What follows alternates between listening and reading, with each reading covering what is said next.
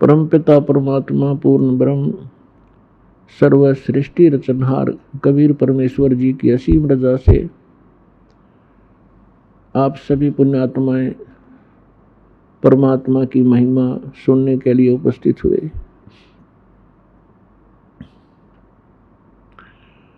परमेश्वर अपनी जानकारी, अपने विषय में यथार्थ ज्ञान और सारी सृष्टि की रचना की जानकारी स्वयं ही प्रदान करने के लिए इस काल के लोक में सशरीर आते हैं, सशरीर चले जाते हैं।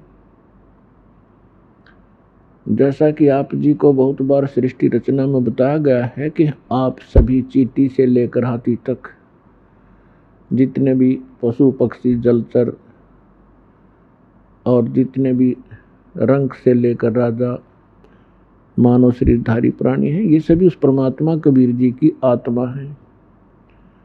और हमने अपने पैर पे आप कुल्हाड़ी मार रखी है अपनी गलती के कारण। फिर भी कहते हैं बच्चे गलती कर ही देते हैं, माता पिता फिर भी उनके लिए उनके बचाव का भरसक प्रयत्न करते ही रहते हैं जितना उनका सामर्थ्य होता है।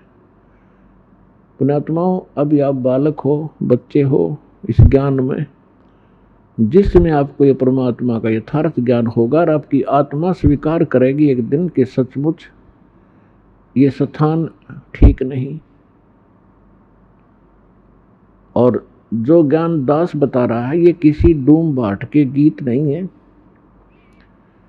या किसी सांगी कवि के बनाए हुए एक फॉर्मेलिटी के 2 श्लोक नहीं है। ये God given complete spiritual knowledge है जो स्वयं परमात्मा ने आके ज्ञान बताया है। इसके साथ साथ वो परमात्मा अपनी लीला अनुसार जो वो लीला किया ही करते हैं, सतलोक से आए और जिन महापुरुषों को वो मिले उनको सतलोक लेकर गए, उस स्थान पर लेकर गए जो हमारा मूल स्थान है, जहाँ आप और हम सभी रहा करते थे, आपका परिवार था। वहाँ पर सभी सृष्टि ऐसी ही है, ऐसे ही नर और नारी करके वहाँ सब बच्चे हैं, सारी सुविधाएं हैं, उसी की डुप्लीकेट नकल काल ने यहाँ कर रखी है। एक तो सोने के खिलौने हो और एक मिट्टी के कुम्हार के बनाए हुए, तो उनमें और उनमें बहुत अंतर होता है। वो कुम्हार के बनाए हुए खिलौने तो 2 मिनट में टूट जा, हाथ पाव न टांग पाओ उसकी, और सोने के बने हुए कहीं पटको उठा के उनका कुछ नहीं बिगड़ता, कीमत गनी होती है। तो सतलोक के अंदर आपको ऐसा शरीर मिलेगा जिसका नाश कभी नहीं होता, उसमें वृद्ध अवस्था नहीं है, बुढ़ापा नहीं है, सदा युवा बने रहोगे। और जिन क्रियाओं को आप यहाँ करते हो, सैर सपट्टा करना प्रत्येक आत्मा चाहती है, हिल स्टेशनों पर घूम का वहाँ जाकर पार्कों में डोड़ा में घूमें, ये सारी सुविधाएं आपको सतलोक में प्राप्त है। प्रत्येक के घरों में ऐसा है। और घूमने के लिए आपके पास विमान है, वहाँ पर विमान, यहाँ तो एक मोटरसाइकिल हो जाए वह बड़ी बात मानते हैं हम, और 6 दिन में तेल डलाना पड़ेगी तो लंबे सफ़र में जावत है।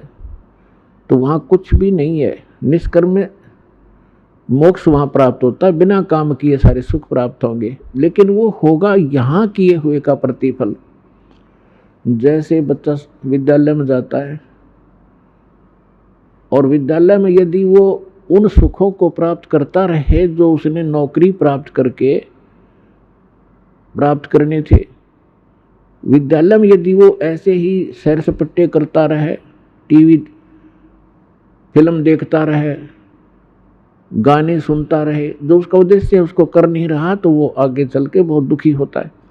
इसी प्रकार वो जो विद्यार्थी अपने सच्चे दिल से पढ़ाई कर जाते हैं, सफल हो जाते हैं, तो फिर उसको उस फील्ड में जा करके वो सुविधाएं प्राप्त होती हैं जो उसकी शिक्षा का ही प्रतिफल होता है। ठीक इसी प्रकार आप जी विद्यार्थी हैं, जिनको मानव शरीर प्राप्त है, ये सब ड्रेस है अलग से। जैसे विद्यालय में जाने वाले विद्यार्थियों की अलग से पोशाक होती है। इसी प्रकार आप जी को जिनको मानव शरीर प्राप्त है पूरे विश्व में, ये परमात्मा पाने वाली यूनिवर्सिटी में, विद्यालय में प्रवेश प्राप्त कर चुके हैं। इनके इतने अच्छे नंबर थे कि इनको प्रवेश मिल गया और ये ड्रेस मिल गई, नहीं तो कुत्ते गधे सूअर की ड्रेस ये पहले आप पहने हुए थे। जिसको भी आज मानव शरीर प्राप्त है या कभी भी होता है तो उसका उद्देश्य भिन्न होता है, और उद्देश्य को छोड़कर वे यहीं पर कोठी बंगले कार सांग सिनेमे ताश खेलते रहते हैं, राजनीतिक गपौड़ मारते रहते हैं, तो विद्यार्थी फेल हो जाते हैं। और फेल होने के बाद फिर उनको कितना कष्ट होता है। और जो बच्चे पढ़ जाते हैं, शिक्षा ग्रहण कर जाते हैं अच्छी लगन लगा कर, आगे चलकर उनको बड़ा सुख प्राप्त होता है। इसी प्रकार आप विद्यार्थी हैं, इस दास के बताए अनुसार ये सिलेबस आप करते रहोगे, अपना दैनिक कार्य भी करते रहो, परमात्मा में विशेष रुचि बनाओ। ज़्यादा समय परमात्मा की महिमा सुनने और सुनाने में, मंत्र के जाप करने में, सुबह शाम और दोपहर की जो नित्य नियम बताए हैं उनके करने में ज़्यादा समय लगाओ। और जो कार्य आप कभी नहीं कर सकते थे और ना ही आप सोच सकते थे कि हमें ये सुविधा प्राप्त हो सकती है इस जीवन में, फिर ये परमात्मा आपको यहाँ के भी सुख देगा। लेकिन इन सुखों से आप परिचित कर दिए जाओगे कि इस सुख को प्राप्त करके परमात्मा में रुचि कम मत करना, नहीं तो आप फिर यहीं रह जाओगे। इसका बहुत भयंकर परिणाम आपको भोगना पड़ेगा। तो पुण्यात्माओं, आप बालक हो, आपको पता नहीं आप किस गंदे लोक में रह रहे हो। ये स्थान ठीक नहीं है। यहाँ पर चाहे आज कोई कितना सुखी नजर आता है और संपन्न परिवार है, सब बच्चे भी अच्छे, कोई सर्विस कर रहा है या कोई अपना बिजनेस ठीक कर रहा है, बाल बच्चे हैं, सारी सुविधाएं उपलब्ध हैं, ये आपके पूर्व जन्म के जो शुभ संस्कार हैं वही प्राप्त हैं, और उनको आप आराम से खर्च रहे हो। आपका बैंक बैलेंस है। जब तक आप किसी भी व्यक्ति का बैंक बैलेंस है, यानी पूर्व का संचित धन उसके पास उपलब्ध है, और उसको वो किसी प्रकार खर्चो खराब करो, कहीं प्रयोग करो, जब तक वो पूंजी रहेगी तो ऐसा लगेगा जैसे ये कुछ भी काम नहीं करता, फिर भी सारी मौज मार रहा है। लेकिन जिस दिन वह पूंजी समाप्त हो जाएगी, फिर भाई को टूक भी नहीं मिलेंगे खाने को, क्योंकि उसने आगे कोई कार्य कर नहीं रहा, पूर्व की पूंजी ही खर्च कर रहा है। तो जो सत साधना नहीं करते और जो साधना करते हैं, शास्त्र विधि त्याग कर मनमाना आचरण करते हैं, वो दोनों ही अपना जीवन नाश कर रहे हैं। और एक सबसे बड़ी भूल अज्ञानता के कारण हमारे ये लगी हुई है कि हम देखते हैं अमुक व्यक्ति ना कोई कभी परमात्मा को याद करता है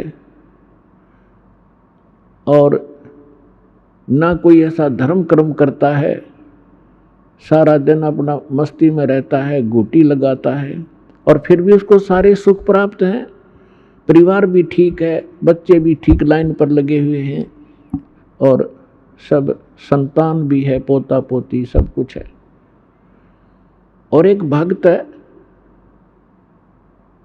वो सब भक्ति भी कर रहा है, दान धर्म भी करता है, सत्संग में भी आता है, और उसको फिर भी कोई ना कोई ठूठा होती रहती है, कोई ना कोई कष्ट घेर ही लेता है।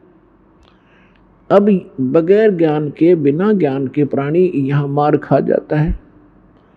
वो ये सोच बैठता है क्या फायदा इस भक्ति का, ये व्यक्ति सामने वाला कभी राम नाम लेता नहीं, कोई धर्म नाम की चीज जानता नहीं, इसको सारी सुख प्राप्त है और हम सब कुछ कर रहे हैं, फिर भी कोई ना कोई दुख आ ही रहा है। तो पुण्यात्माओं, इस ज्ञान को आधार बनाकर जीना जो भगवान ने बताया है। उस प्राणी जो सुखी है कभी भगवान याद करता नहीं, ना कोई धर्म करता है, शराब भी पीता है और भी सारी बकवाद करता है, और फिर भी आपको सुखी नजर आता है। उसकी पूर्व जन्म की बैटरी चार्ज है और वो घनी चार्ज कर रहा है, पिछले जन्मों में घने पुण्य दान किए हुए हैं। तो परमात्मा किसी का कुछ रखता नहीं है, जिसने जैसा किया है उसका फल पूरा ही देता है। अब जैसे इन्वर्टर की बैटरी चार्ज कर रखी है, आगे चार्जर हटा दिया या चार्जर लगा रखा है तब बिना लाइट के प्लग में बगैर विद्युत के कनेक्शन नहीं जिसमें ला रखा हो, तो वो है जो शास्त्र विदिता आक्रमण मान आचरण करते हैं, वो अपना चार्जर उनमें ला रहे हैं जिनमें लाइट नहीं है, बिजली नहीं है। नकली पंथों और संतों के पास गलत साधनाएं करते हैं। और जो बिल्कुल नहीं लगा रही चार्जर, साधना करते ही नहीं, वो फिर भी सुखी हैं, तो वो बैटरी चार्ज है उनकी। और जो नकली स्थान पर प्लग जिसमें बिजली है नहीं उसमें प्लग लगाए बैठे हैं और वो भी सुखी महसूस करते हैं अपने आप को, क्योंकि उनकी भी बैटरी अभी चार्ज है, लेकिन वो चार्जर ठीक नहीं है। और जो नहीं लगा रहे वो भी ठीक नहीं है। जब तक उनके पूर्व जन्म के पुण्य चलेंगे तब तक तो वो सुखी नजर आएंगे, और जब शुरू होगा पाप का दौर, कैर पे कैर टूटेंगे उनके समझ में नहीं आओगी अब बन क्यों कर गई, हमारे साथ क्या बन गई। तो भक्तों को इस बात को ध्यान रखना चाहिए कि परमात्मा, यदि आपको कोई कष्ट भक्ति करते करते भी हो रहा है, एक आधा अनजान भक्त कहता है जी मैंने पाठ भी करा दिया, ज्योति भी बोल दी, सारा भक्ति भी कर रहा हूँ, 1 साल हो गया है और फिर भी मुझे ऐसा हो गया, मेरी भैंस मर गई, कोई लाभ नजर आ नहीं रहा। अरे भले आदमी, यह भी कोई बात कही आपने? तो बिना समझ का आदमी ये बात कर सकता है व्यक्ति। जैसे सर्दी के मौसम में आपको सलाह दी गई अपने माता पिता के द्वारा, बेटा स्वेटर पहन लो, जराब पहन लो, जूते पहन लो, और सर्दी ज़्यादा है। अब जराब भी पहन रखी है, जूते भी पहन रखे हैं, कमीज मोटा पहन रखा है और स्वेटर भी पहन रखी है, और फिर भी सर्दी महसूस हो रही है। तो क्या वो बच्चा ये कहेगा कि मैंने सारा कुछ पहन रखा है फिर भी सर्दी लग रही है, इन्होंने क्या बचाव किया मेरा? अपने आत्माओं, कई भक्त अनजान कहते हैं मुझे कोई लाभ नहीं हुआ, मैं तो भक्ति ही छोड़ दूंगा। तो ये बातें इस ज्ञान को सच्चे ढंग से अच्छी तरह ना समझने के कारण ही ये मन में इस प्रकार की जो दुर्भावनाएं पैदा होती हैं। उसके लिए सत्संग ध्यान से सुनना चाहिए। अब जिस व्यक्ति ने सर्दी के सारे कपड़े पहन रखे हैं और फिर भी सर्दी महसूस हो रही है, तो वह सर्दी घनी है। और वो यूं कहे क्या फायदा है इन कपड़े के पहनने का, जर्सी पहन रहा, स्वेटर पहन रहा। तो उसका समाधान ये है कि यदि ये ना पहन रखे होते तो नमूनिया होकर मर जाता है। तो पहले इन्होंने अपने सत्र का बचाव कर रखा है आपके, लेकिन सर्दी घनी है या लगती रहेगी, हानि नहीं कर सकेगी आपको अब। और ये ना पहन रहा होता तो नमूनिया होकर मर जाता। तो पुण्यात्माओं, जो भक्ति आप कर रहे हो, साधना कर रहे हो, पुण्य करते हो, दान करते हो, ये आपको स्वेटर, जर्सी और जुराब पर आई जा रही है, और फिर भी कोई हानि हो रही है तो होने दो वो, क्योंकि आपके पाप कर्मों की सर्दी घनी है, लेकिन वो हानि नहीं कर सकती। थोड़ी बहुत आपको आभास अवश्य होगा, जैसे आज ठंडे हो गए, कान्ना का ठंडी ठंडी हवा लग रही है, लेकिन हानि नहीं कर सकता आपको, क्योंकि आपने बहुत बचाव के कपड़े डाल रखे। इस बात को ध्यान रखना। और दूसरी बात ये है कि कबीर परमेश्वर जी कहते हैं हमारा दिल डांटने के लिए, दिल डांटने का मतलब इस मार्ग पर स्थिर रखने के लिए और यथार्थ ज्ञान बताते हैं। कबीर सुख के माथे पत्थर पड़ो, जो नाम हृदय से जावे, बलिहारी उस दुख के जो पल पल नाम रटावे। अब परमात्मा कहते हैं इसे सुख के आग लगे भाड़ में जावे, जिस तो भगवान की भूल पड़े, आपका नाम याद ना आवे परमात्मा, ऐसा सुख मत देना। और बलिहारी व दुख के जो पल पल नाम रटावे। पुण्यात्माओं देखो, हमें अभी तक ज्ञान तो कह भी नहीं था अध्यात्म मार्ग का। वैसे अपनी परंपरागत साधनाएं पुण्यात्मा किया ही करते हैं, वो डट नहीं सकते, रुक नहीं सकते, उनकी आत्मा में इतनी तड़फ होती है। अब परमात्मा हमें थोड़ा बहुत कष्ट अवश्य रखेगा। यदि आपको सर्व सुख यहाँ प्राप्त होगे तो आप वही हो जो सर्व सुख को सतलोक में ठोकर मार खाएंगे। और फिर कुछ दिन में यह भी भूल पड़ जाएगी, सारे ठाठ हैं, कोई दिक्कत नहीं आई, और वो जो लगन लगाना चाहते हैं सतलोक में की कसक बनाना चाहते हैं, वह भूल पड़ जाएगी। तो आपको थोड़ी बहुत जो तकलीफ हो रही है उसके दो कारण समझना। एक तो ये समझना कि हे परमात्मा, आपकी शरण में और आपकी भक्ति करते करते और ये दान धर्म करते करते भी मुझे कष्ट हो रहा है। आपकी शरण में ना होता तो ना जाने के बिजली गिर जाती मेरे घर के ऊपर, मेरे शरीर के ऊपर। और ये सत की सत मानना। कुछ भक्त क्या होते हैं जो 1-2 वर्ष साधना कर लेते हैं, 5-6 महीने नाम ले लिया, 5-4 महीने फिर छोड़ छाड़ गए। गलती तो उनकी अपनी होती है, क्योंकि मर्यादाहीन हो जाने से परमात्मा की पावर जाना बंद हो जाती है। जैसे आपने कनेक्शन ले लिया बिजली का और किसी भी कारण से आपका कनेक्शन कट गया तो पावर आपके घर पे है ही नहीं, और फिर आप यो को कोई लाभ नहीं हो रहा। लाभ कैसे होगा जब कनेक्शन कट गया? कैसे मोटर चलेगी, कैसे चक्की आटा पीसेगी और कैसे बल्ब जलेंगे आपके? तो उसके लिए है कि कनेक्शन पुनः सुचारू करवावे। यदि क्योंकि परमात्मा को मालूम था कि जब ये सच्चा मार्ग शुरू होगा उस समय काल ने इतनी ऊट पटांग रीतियां बना दी होंगी, परंपराएं बनवा दी जाएंगी उसके द्वारा, और फिर भगत के लिए वो परंपराएं बाधक होती हैं। जो सांसारिक रीति होती है वो भगत के लिए बाधक होती है, उनसे उल्टा हटना पड़ता है। और हमारे समाज के अंदर वो इतनी घर कर चुकी होती है तो भक्तों के लिए वो बाधक बन जाते हैं समाज के व्यक्ति। और किसी ना किसी कारण से, कोई मजबूरी से, कोई अनजानपने में, तो आपकी मर्यादा भंग हो जाती है।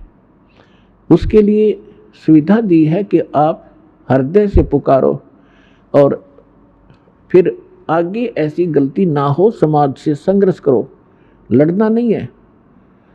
अब वो आपकी बात नहीं मानते हैं तो आप भी उनकी मत मानो भक्ति मार्ग में, और बाकी जो कोई सलाह अच्छी देता है संसारिक कार्यों की, उसको स्वीकार करो। तो उस कारण से आप किसी ना किसी कारण से मर्यादा भंग हो जाती है तो आपको हानि होना प्रारंभ हो जाएगी।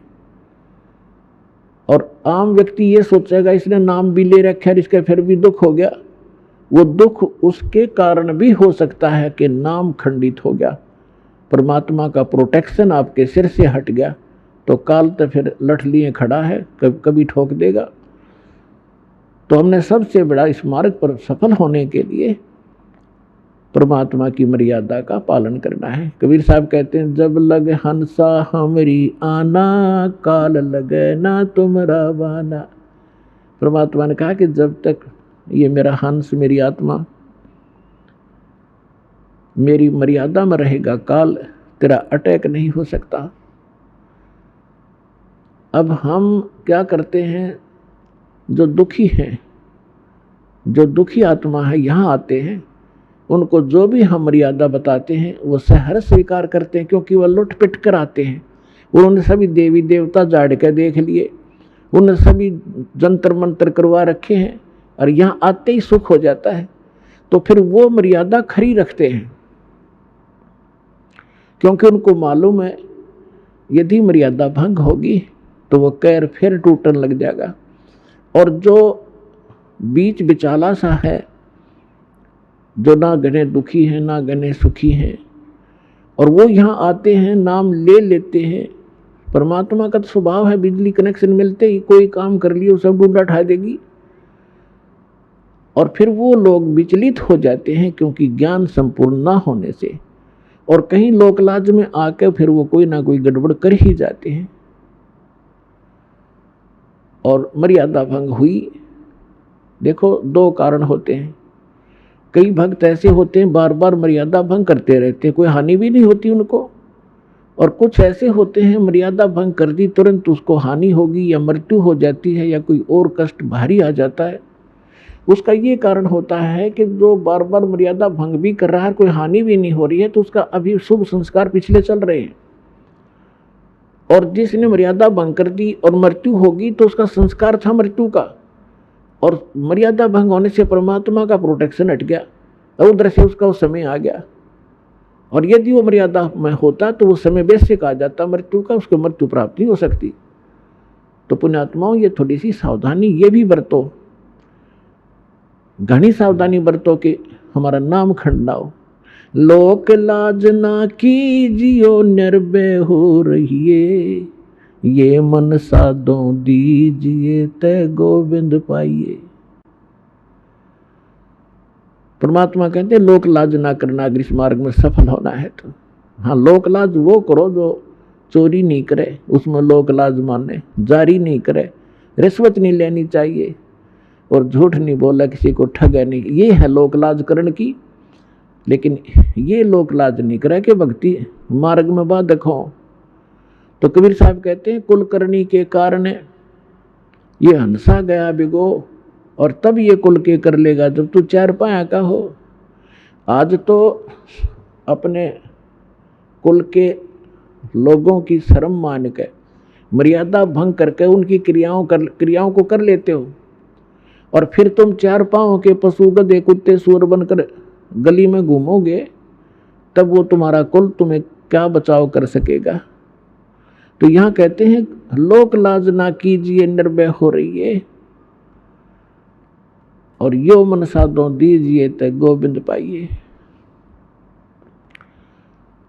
इस प्रकार हमने किसी भी कारण से आपकी कोई ऐसी घटना घट भी जाती है आपके घर पे, तो उसके दो कारण हो सकते हैं।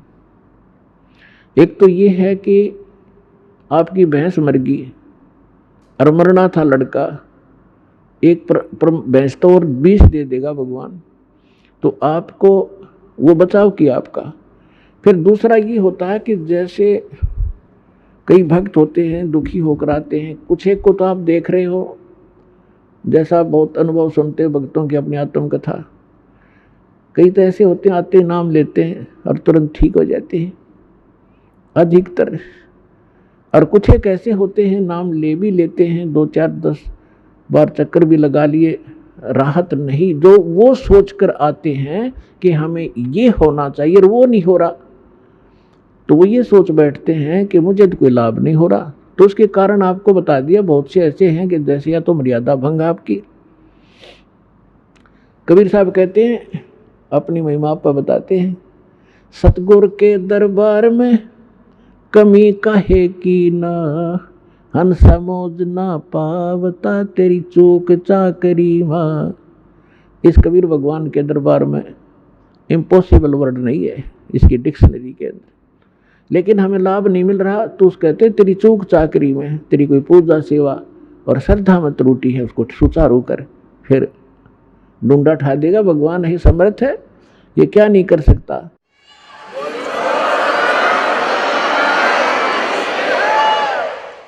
एक झोपड़ी में रहने वाला एक जुलाहा, जो संसार उसको जुलाहा मानने थी, जाने थे। अब तो दास पारखू हो गया, हमें पता लगा तो लाल थे, भगवान थे।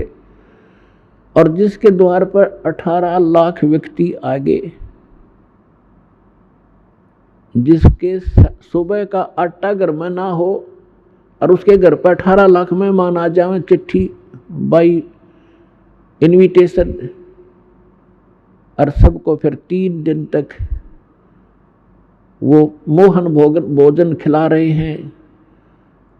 सब हलवा, पूरी, खीर, खांड और सूखा सीधा को ले जाता, ले जाओ खा लियो अपने घर पर जाके, और 1 दे रहे हैं।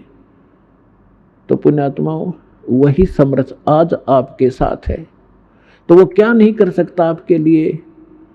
तो परमात्मा कहते हैं सतगुरु के दरबार में, यानी परमात्मा के दरबार में। अब सतगुरु जो होता है वो परमात्मा ही होता है, या फिर परमात्मा अपना विशेष कृपा पात्र ही भेजा करते हैं।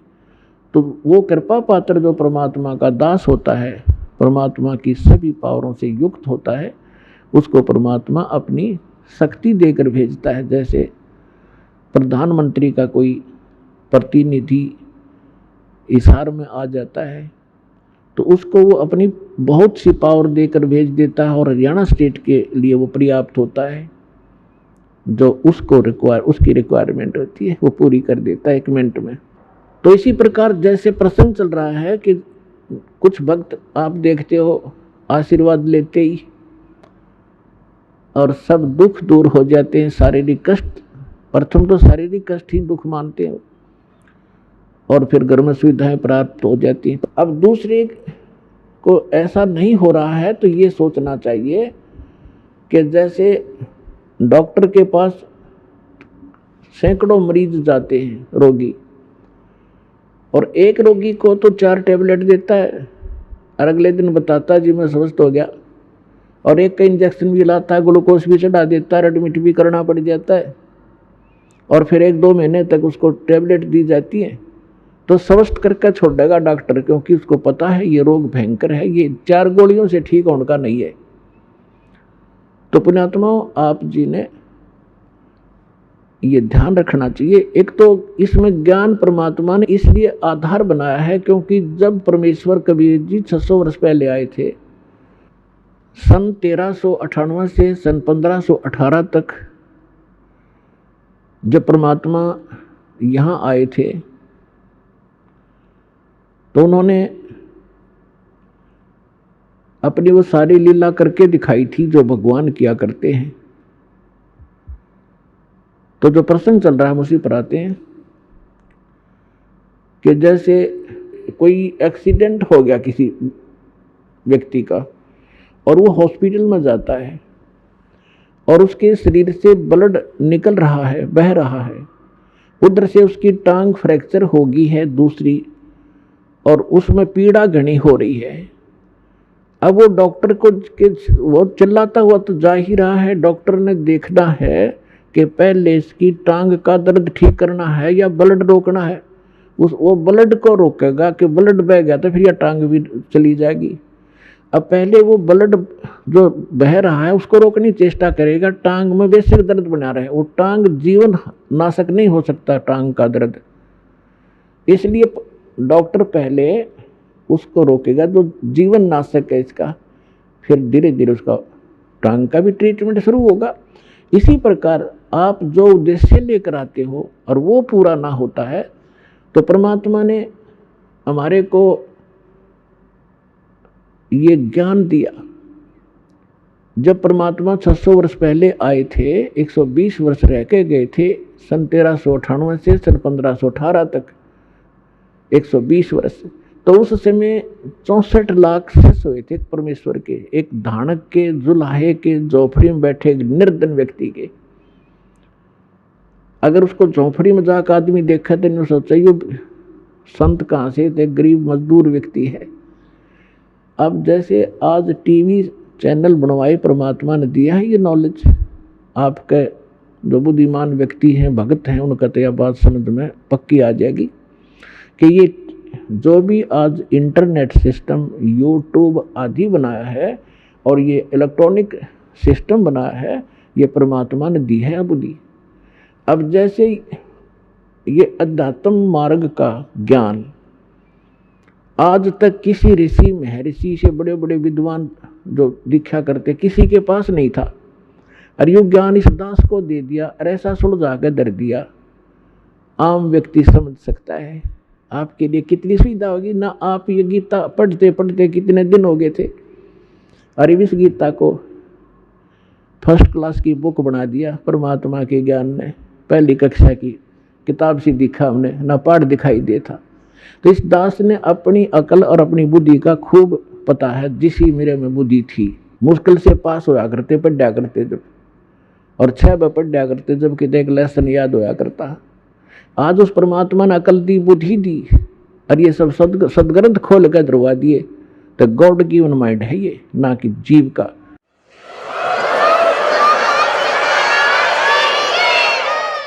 और ठीक इसी प्रकार ये जो कुछ भी आज आप ये जिसको वैज्ञानिक तरक्की मान रहे हो, ये गॉड कबीर गिवन है आपके लिए, अपनी प्यारी आत्माओं को अपनी महिमा और अपनी जानकारी, अपनी पहचान बताने के लिए, कि ताकि ये मुझे समदरिया से पीछा छुटवावें।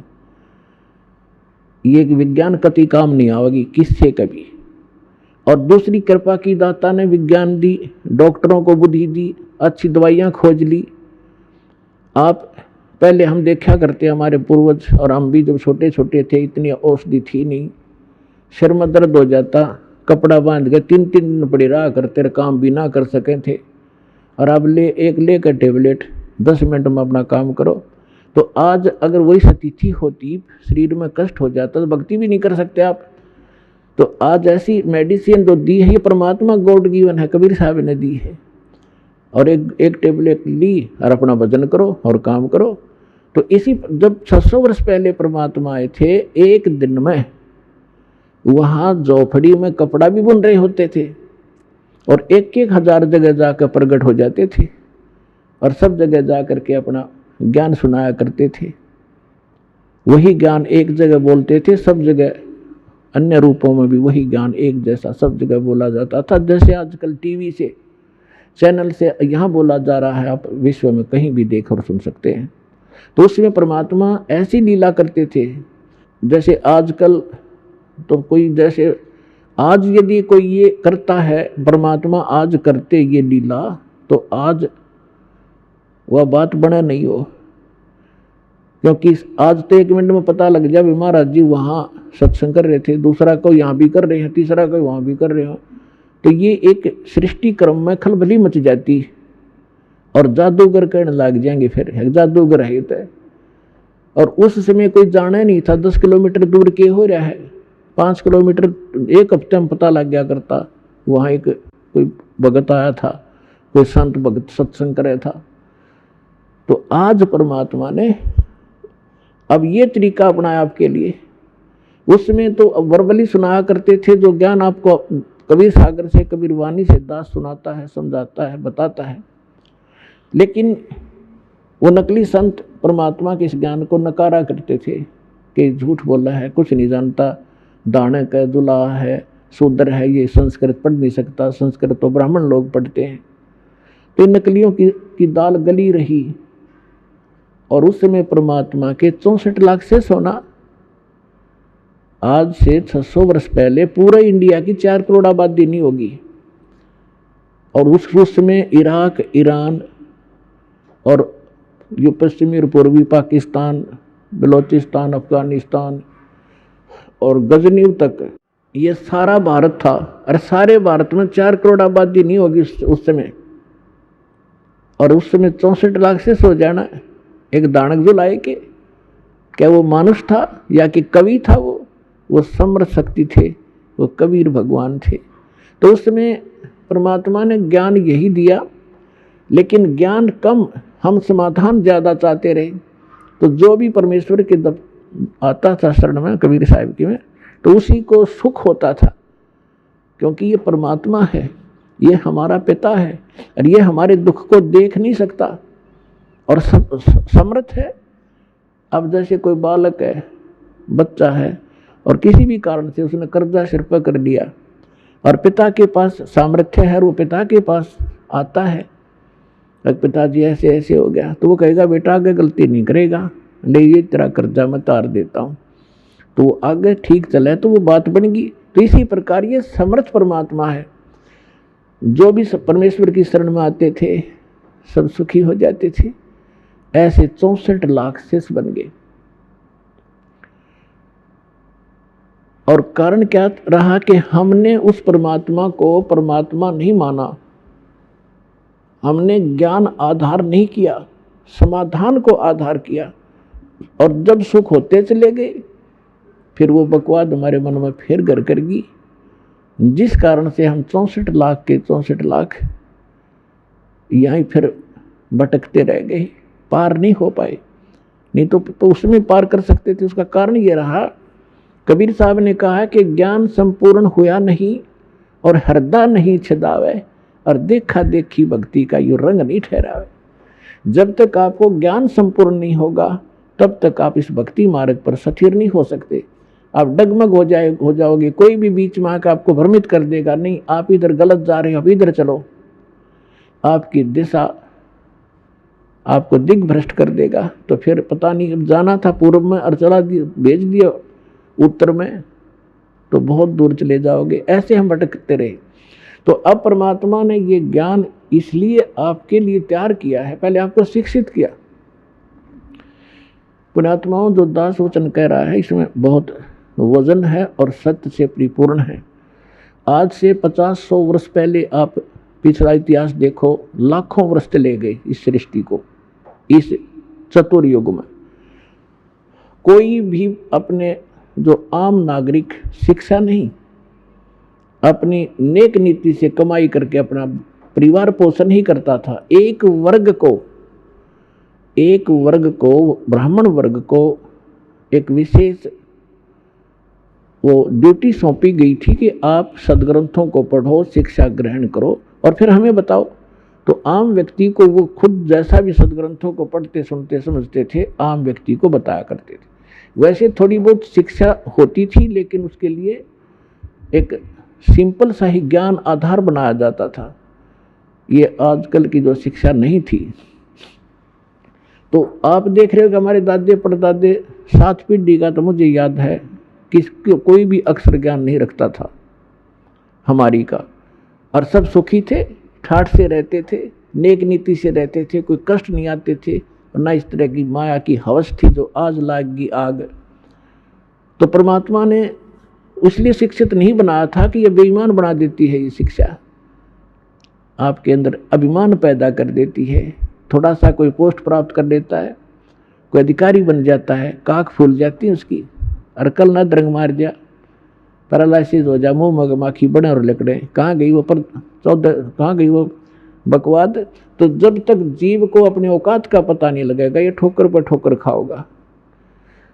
और सबसे बड़ा दुख और सबसे बड़ा बाधक भगवान के मार्ग में अभिमान होता है। तो इसलिए इस ज्ञान शिक्षा परमात्मा ने अब मजबूरन देनी पड़ी आपको, कि आपको चाहे कितने सुख दे देते यहाँ पर वाला स्थलों का आश्रम में, और आपको ज्ञान नहीं होता, आप फिर भी यहाँ से भाग जाते। अब पहले आपको ज्ञान से रंगा जाता, आपको इसलिए बुलाया जाता है कि आप रह कर यहाँ आए, और आपको यहाँ आने से बहुत लाभ होता है। आप जैसे आप सत्संग के लिए तैयारी करते हो, 4-5 दिन पहले तो अपने घर की सेटिंग करने लग जाते हो कि मैंने 2-3 दिन सत्संग में जाना है। तो वो भी आपके पुण्य शुरू हो गए, भगवान के लिए ही आपने कोई भी सेटिंग की। फिर यहाँ आते हो, यहाँ तो दंडवत प्रणाम करते हो, 2 पैसे दान भी करते हो। ना तो ये पैसा कितने डॉक्टरों का लगाओ, ना कोई लेकर ना दे, वो लेकर भाग जाता, या कहीं और कोई पशु बिगड़ जा, या कोई और बिजनेस में हानि हो जाती, वो पैसा आपके पास नहीं रहना था। और इस दान करने से आपकी हानि में भी बचाव होगा, आपके पुण्य साथ बनेंगे। और ये ज्ञान यज्ञ रूपी सत्संग से आपको ओत प्रोत किया जाता है। तो ये सब प्रकार के पुण्य 500 यज्ञ आपसे करवाई जाती है। आपको यहाँ बुलाने का उद्देश्य ये है कि आप इस ज्ञान को समझें और भक्ति भक्ति के अंदर आपकी श्रद्धा बढ़े और आप पुण्य युक्त हों। आप यहाँ आते हो 3-4 दिन, जिस अभी जिसका दाव लगता है परमात्मा की दया से, तो यहाँ फिर आप सारी क्रियाएं करते हो। सुबह का नित्य नेम भी कर लेते हो, मंत्र भी करते हो, सेवा भी करवाते हो, आरती भी सुनते हो, रामायणी भी कर लेते हो, फिर प्रणाम करते हो रह कर, फिर अपने भाई बहनों से मिलते हो जिनको यहाँ सुख हुआ है, तो आपका दृढ़ता आती है आपको कि सचमुच मेरा भी काम बनेगा जब इनके साथ ऐसा सुख हुआ। इसलिए आपको बुलाया जाता है। और यहाँ आने से कहते हैं संत मिलन को चालिए तज माया अभिमान, और जो जो कदम आगे रखे ओ हे यज्ञ समान। अब इस सतलोक आश्रम बरवाला में की तरफ आप जब भी रुझान बनाते हो, वहीं से आपके पुण्य प्रारंभ हो जाते हैं। और आप कितने भक्तिहीन हो चुके हो ये अंदाजा लगा लेना। आजीवन आप यह भक्ति करते चलोगे, तब जाकर के आप सतलोक जाने योग्य पुण्य युक्त हो पाओगे। तो आप कितने, जब सतलोक से आए थे तब आप कितने पुण्यकर्मी प्राणी थे। इस काल के होटल में आकर आपने सारी पूंजी का नाश कर दिया, आप एक भिखारी बन गए। गरीबदास जी कहते हैं उत्तर दक्षिण पूर्व पश्चिम तो फिरदा दाने दाने नु, और सर्व कला सतगुरु साहिब की हरियाए हरियाणे नु। तो हर एक दाने के लिए धक्के खाते हो, अंडो को इंग्लैंड में जा रहे, हर को अमेरिका में धनी बन काऊंगा। आपने यही धनी बना दे परमात्मा, जो नीत साबित होता है। करके देखो, भक्ति 100 सुख देगा, 100 बरकत देगा, 100 प्रकार की आपकी हानि टाल देगा, यही सुख हो गया। और फिर धन का करोगे क्या तुम? जब आपको ये अध्यात्म ज्ञान होगा, फिर आपको केवल गीता अध्याय नंबर 7 के श्लोक नंबर 29 याद रहेगा। गीता ज्ञान दाता कहता है कि जो प्राणी मेरे इस ज्ञान को आश्रय रख करके तत्वदर्शी संत की खोज कर लेता है, जिसने तत्वदर्शी संत मिल गया, मेरे इस ज्ञान को आश्रय कर लिया, तो फिर वो जो व्यक्ति जरा और मरण से छूटने के लिए प्रयत्न करते हैं, इस संसार की किसी भी वस्तु की वो इच्छा नहीं रखते। जरा माने वृद्ध अवस्था का कष्ट और मरण माने मृत्यु। अब भक्तात्माओं थोड़ा सा ज्यादा जोर देना अध्यात्म मार्ग की ओर। या माया तो बतेरी जोड़ ली आपने, और किसी के पास कोई सेठ बना दिखता नहीं। अरबपति देख लो, उसके ऊपर कम से कम 1 अरब पैसे होंगे तो 2 अरब कर्जा पाओगा। हमने न दिखा 4 फैक्ट्री है इसके, लेकिन उसकी मेंटली हालत इतनी बुरी होती है, सपने में सुख नहीं उस मानस को। तो आपने ये इधर ज़्यादा ध्यान देना पड़ेगा भगवान की तरफ। इस मार्ग के ऊपर आपने आगे बढ़ना पड़ेगा। आप यहाँ क्या किसके लिए जोड़ा? परमात्मा कहते सर्व सोने की लंका थी वह रावण से रणधीरम, एक पलक में राज विराजी जम के पड़े जंजीरम। और सारी सोने की लंका बनाए बैठा था और 1 ग्राम सोना भी साथ नहीं ले जा सका। तो फिर हमें ये ज्ञान होगा। तैसे गीता अध्याय नंबर 7 के श्लोक 29 में कहा है कि जो जरा और मरण से छूटने के लिए प्रयत्न कर रहे हैं और कोई वस्तु की इच्छा नहीं रखते, वे उस परमात्मा से, तत्परम से और सारे अध्यात्म ज्ञान से और सभी कर्मों से परिचित हैं। उसी का दिल डटेगा इस काल के जाल से, उल्टा हटेगा, जिसने संपूर्ण ज्ञान हो जाएगा।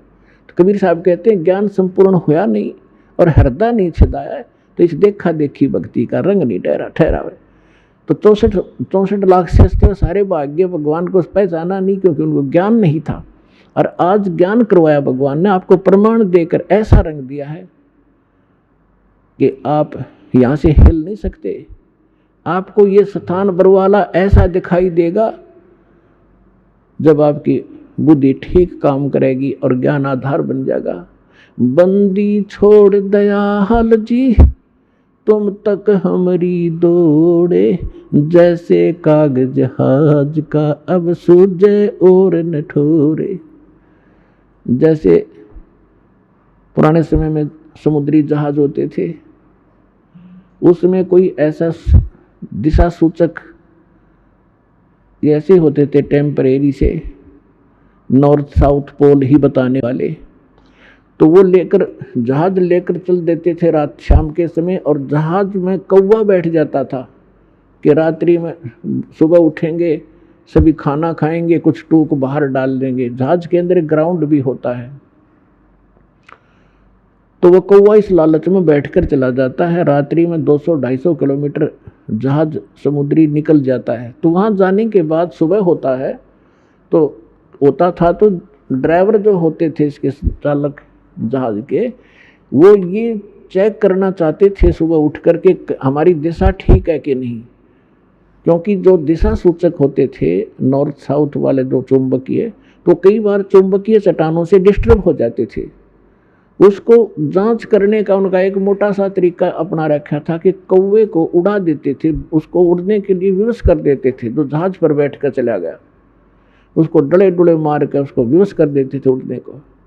तो कौवे के अंदर एक ऐसी कला दे रखी है भगवान ने कि उसको ये वो दिशा भूल नहीं पड़ती जिस दिशा से वो चला था, तो फिर अपने घर की तरफ ही उड़ता है सीधा स्ट्रेट।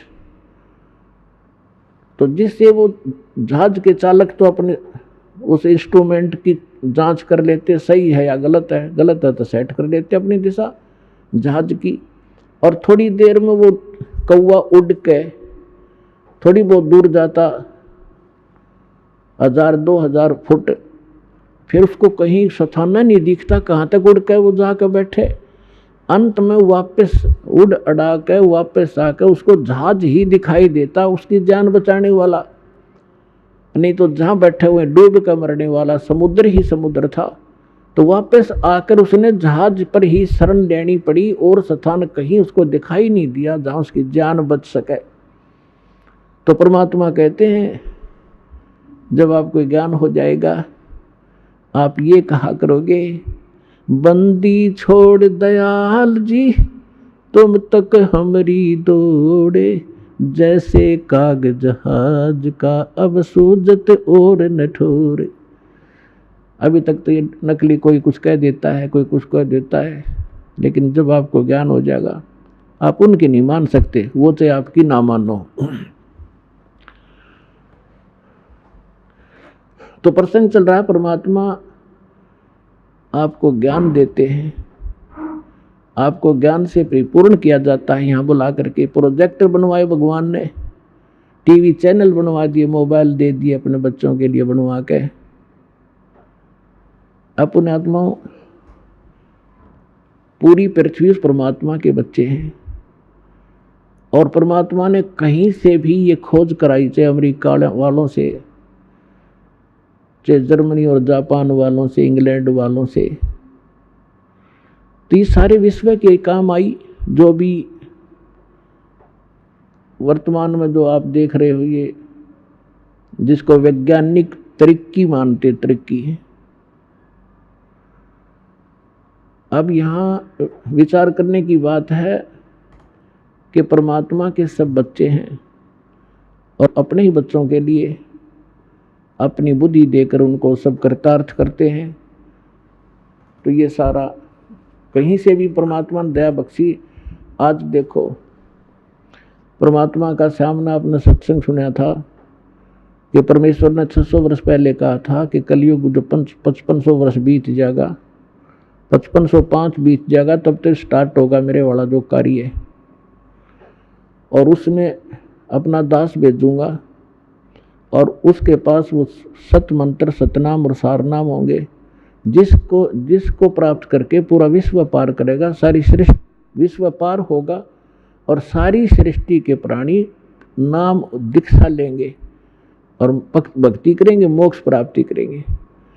अब देखो, अभी तक आप जहाँ भी जाते हो, किसी ऑफिस में जाइए, रिश्तेदारी में जाइए, तो सब जगह अपने व्यवहारिक बातें आपको सुनने को मिलेंगी।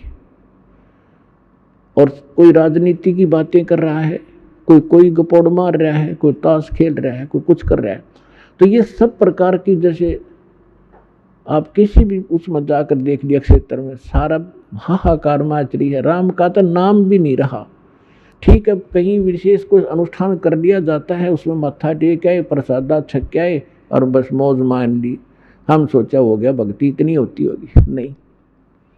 कबीर साहब कहते हैं कि जिन हृदय सा सुमरिया ताको तैसा लाभ, ओसा प्यास ने भाग ही जब लग दसे नहीं आब। ओस के चाटने से प्यास समाप्त नहीं होती, उसके लिए तो गट गट 2-3 गिलास पीने पड़ेंगे जब तृप्ति होगी। तो पहले हम दान करते थे, 100 रुपया डाल देते गीता, तब बड़ी खुशी मनाते थे, बहुत बड़ा दान कर दिया। 5.25 का प्रसाद जिस दिन बांट देते बूंदी का, तो इन्हें सोचा करते आज तक कमाल हो गया, ये कोई धर्म था, ये तो ओस चाट रहे थे हम। अब हम गिलास के गिलास पीने लगे, यहाँ दान करते हैं बच्चे। और कबीर साहब कहते हैं धर्म तो 10 का नहीं, 10 का माने नाश नहीं होता धर्म का, चाहे 10 के 3 लोक, और खैरायत में खैर है कीजिए आत्मभोग। गुरु बिन माला फेरते गुरु बिन देते दान, गुरु बिन दोनों निष्फल हैं चाहे पूछो वेद पुराण। यानी कुपात्र को दिया हुआ दान भी व्यर्थ जाता है, सुपात्र को दिया हुआ दान 1000 गुना होकर आपको प्राप्त होता है, और आपके पुण्यों में भी वो काउंट लिखा जाता है। तो जो प्रसंग चल रहा है हम वहीं आते हैं कि जब तक ज्ञान संपूर्ण नहीं होगा तो आप इस भक्ति मार्ग पर चल नहीं सकते। तो परमात्मा ने दया बख्शी है, जैसे पूरी सृष्टि नाम लेवेगी। अब दीक्षा कैसे लेगी? अब सबके विचार आप देख लो। दास को बिटर एक्सपीरियंस है इस भक्ति मार्ग पर चलने का। शुरुआत की अपने घर से, कोई नहीं माने, सारे उल्टे पड़े, तू कहाँ से ये ज्ञान ले आया, तेरा दिमाग घूम गया, सारे एक तरफ उठ कर चले जा। फिर कोई रिश्तेदार आ जाए, उससे बताने लगूं, क्योंकि ज्ञान ऐसा है ना जाने कितना बता दूं। फिर न्यू कहने लगे भाई वो तो पागल हो लिया रामपाल, तो उड़ जाइयो ना, बैठ जा 2 घंटे उठने देता ना। तो कहने का भाव ये है कि आज आपके साथ सबके साथ ऐसे बना है, पर प्रारंभ में किसी ने आपको ज्ञान सुनाया है तो आपके जची नहीं। आपको कोई सीडी दे गया है, आपने सीडी वो सुन ली लगातार, क्यों? सीडी एक ऐसा माध्यम है, आपने ले ली, या टीवी चल रहा है, ये चैनल से कोई सत्संग सुन रहा है, तो वहाँ श्रोता सुन सकता है, वाद विवाद नहीं कर सकता उसके साथ। और वाद विवाद करके आदमी उस निष्कर्ष तक पहुँचे नहीं पाता जहाँ वक्ता पहुँचाना चाहता है। तो परमात्मा ने दया बख्शी कि टीवी के सामने बैठ कर तो कितना ही कुछ सोचता रहे कि झूठ बोला है, झूठ बोला है, और जब प्रमाण सामने आएंगे, अगर वो बीच में ही वाद विवाद हो जाए, आमने सामने बैठे होते तो बीच में वाद विवाद कर देता है, क्या ले रहा, उठ कर चला जाता। फिर उसने उसमें देखते देखते देखते सारे प्रमाण मिल गए, तो जो उसके अंदर डाउट थे वो समाप्त हुए। तो इसमें टाइम बहुत लगे है, तो प्रत्येक एक भगत को यहाँ आने में इतना समय लगता ही लगता है। तो अब क्या होगा? अब ये जैसे आप देख रहे हो, एक भक्त अपना अनुभव बता रहा था, पिछले सत्संग में आपको सुनाया था कि हम यहाँ से राजस्थान के भक्त आते हैं, यहाँ हिसार से एक ट्रेन चलती है, यहाँ खाली होती है, यहीं से स्टार्ट होती है, तो हम 2-2.5 हज़ार भक्त उसमें बैठ जाते हैं सुबह सुबह जाके हिसार से जोधपुर वाली में। और कोई नित्यनेम कर रहा है, कोई मोबाइल से मंत्र सुन रहा है, कोई आरती अपना कोई और शब्द सुन रहा है, चर्चा माले की चल रही होती है। तो वहाँ जितने यात्री उसमें बैठे होंगे अन्य भी, उनके ऊपर भी परमात्मा की वाणी प्रभाव डालेगी। बेशक उनको कोई समझ में नहीं आ रहा आरती या नमो नमो सतपुरुष को शुरू में तो किसी के बिना पल्ला पड़ती के बोल रहा है, लेकिन वो अपना काम पूरा कर रही होती है, उसको प्रभावित कर रही है आसपास के क्षेत्र में। इवन चींटी, पक्षी, पशु, गांव घर के जो पशु हैं उन पर भी प्रभाव पड़ेगा। और इस वाणी के सुनते उनको शीघ्र ही, क्योंकि भगत के घर में पशु पक्षी जीव जंतु जो भी होंगे उनका भी उद्धार ही होगा। तो इस वाणी में इतनी शक्ति है, परमात्मा की वाणी के अंदर इतना अफेक्ट है कि इस आत्मा के बहुत से पाप ऐसे होते हैं जो ज्ञान यज्ञ से कटते हैं, और फिर उसके अंदर एक विशेष प्रेरणा बनती है भगवान की तरफ से कि कैसा है नास्तिक को। अब नास्तिक कैसे है? जैसे ये आत्मा पाप कर्मों से मूर्छित पड़ी है। अब जैसे किसी को सर्प डस जाता था, अब उसको एक गार्डू होता था, विष उतारने का वो मंत्र सिद्ध कर लेता था। ये धात्मिक जो विज्ञान है ये सबसे उत्तम है। अभी तक आपने देखा होगा कोई झाड़े झूड़े ला दिन छोटा मोटा बुखार उतार देते हैं, तो ये इस तरह की क्रियाएं हैं, लेकिन ये भक्ति ये तो एक अंश मात्र है। और भक्ति जब सत्य साधना आपको मिल जाएगी, किसी चीज की जरूरत नहीं पड़ा आपने, ना झाड़ियाँ की, इस परमात्मा की भक्ति में सारी शक्ति है, सारा कुछ अध्यात्म मार्ग इसमें है। अब जैसे किसी ने कोई मंत्र सिद्ध कर लिया, आपका मंगलाचरण है जो हम आपको देते हैं, सबसे पहले इसको बोला जाता है। ये मंगलाचरण सब मंत्रों का मूल मंत्र है, चाहे किसी झाड़े ला लो, लेकिन आप झाड़ा मत लगाना। इस मंत्र को जाप करने से आपके आसपास कुछ भी नहीं रहेगा, और फिर आपका मंत्र जो दूसरा दे रखा है वो करते रहे। तो कहने का भाव ये है कि इस दास ने इस अध्यात्म मार्ग का बिटर एक्सपीरियंस हुआ, और पहले परमात्मा ने सन 1988 से 1994 तक 6-7 वर्ष इन सभी संतों महंतों महात्माओं की जानकारी दिवाई, इनके सत्संग सुना, इनकी क्रियाएं देखी। तो सुनने को मिला कि गरीबदास जी संत था, उसने गरीबदास जी के ग्रंथ में एक शब्द है, घट ही अंदर गारड़ू धोखे मर गईया, सार शब्द चीन्या नहीं और कोई भेद ना लैया। ये 5-7 लाइन है, उसने उसको सिद्ध कर लिया 1000 बार 2000 बार पढ़ के। तो उसमें शक्ति आ गई कि सर्प किसी ने डस जा, वो मंत्र बोल देता, मन मन में बुदबुदा देता, उसका जहर उतर जाता, जीवित हो जाता था। वो उसी से प्रभु पा के गया, संत को आ गया। और हम इस वाणी ने रोज पढ़ना तो या आत्मा के सारे जहर तार देगी। जैसे गारडू अपना मंत्र बोलता है और जिसको सर्प डस गया मूर्छित पड़ा है, वो ना उस मंत्र को सुन रहा है ना समझ रहा है, लेकिन वो मंत्र अपना काम कर रहा है, उसने उस विष को उतार दिया। विष उतरते ही वो चेतन हो गया, जीवित हो गया, मूर्छा उसकी खत्म हुई, तो अपना सुचारू काम करने लग गया। इसी प्रकार आपकी सभी की आत्माएं इस अज्ञानता से और इस पाप कर्मों के विष से अचेत होगी है। जो मूल काम था उसने भूल कर और कुछ कर रहे हैं। तो ये वाणी जो आपको दी जा रही है ये सारे विश्व में फैलेगी और सब पर प्रभाव डलेगा। चाहे कोई ना सुन रहा है, ना समझना चाहता है, घर में चला है और सदस्य नाम नहीं ले रखा, कुछ दिनों में देख लेना वे भी नाम लेंगे, क्योंकि उनके वो विष उतर जाएगा, जो पाप कर्मों का उनका धीरे धीरे कम होगा और वो फिर उनमें एकदम प्रेरणा बनेगी।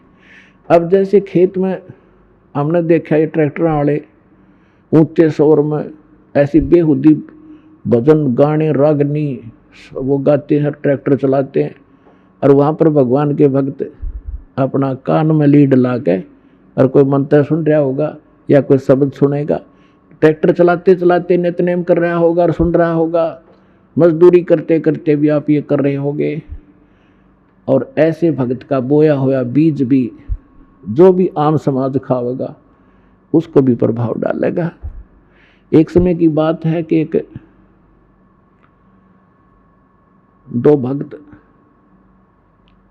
दो संत बने हुए थे, उन्हें चेले बना रखे थे।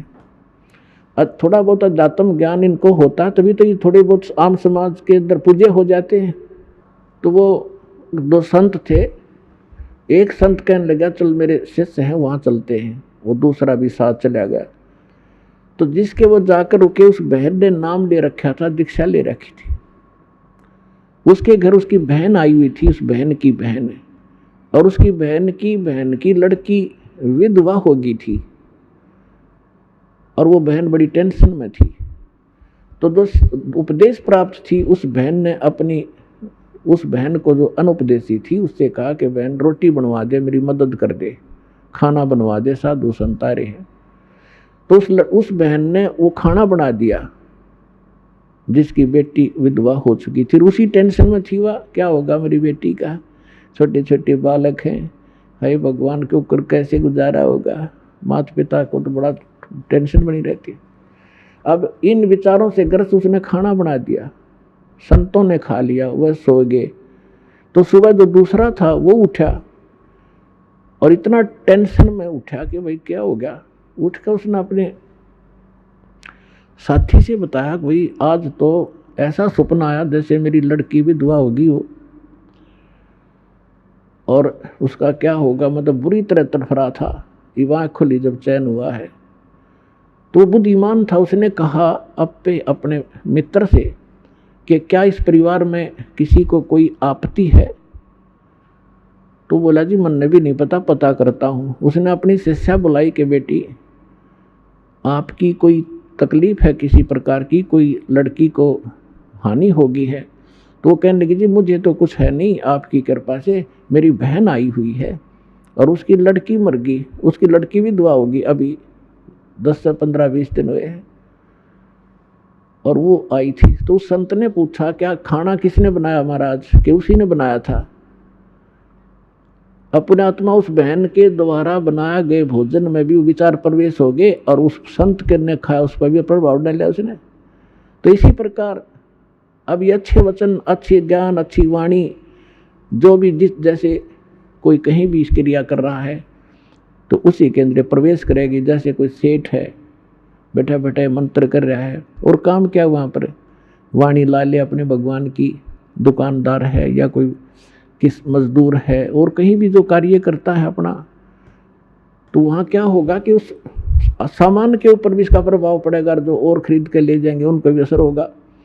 तो इस प्रकार हमारे जो सभी की आत्माओं पर पाप कर्मों का विष चढ़ने से मूर्छित पड़ी है या जागेगी और फिर बदन में लग गएगी। तो इस प्रकार इस परमात्मा का जो ये इंस्ट्रूमेंट बनवाने का जो उद्देश्य था, प्रयोजन, ये कोई ऐसे नहीं है। नहीं तो इसके अंदर सारी बकवास देखें, जब तक ये ज्ञान नहीं होता, कोई फिल्म देख रहा है, कोई और बकवास देख रहा है, कोई खेल देख रहा है, और अब ये ज्ञान होने के बाद कि ये बकवास छोड़ के इसमें भगवान देखो, परमात्मा का नाम सुनो, ज्ञान सुनेंगे, तो यही इंस्ट्रूमेंट जो दुरुपयोग करके हमारा जीवन नाश कर रहे थे, ये हमारे जीवन को सफल करेंगे। तो परमेश्वर आपको क्या बताना चाहता है दास परमेश्वर के इस ज्ञान के माध्यम से, कि आप यहाँ जिस दिन से दीक्षित हो जाते हो, आपका वो एक मानुष जन्म प्रारंभ होता है।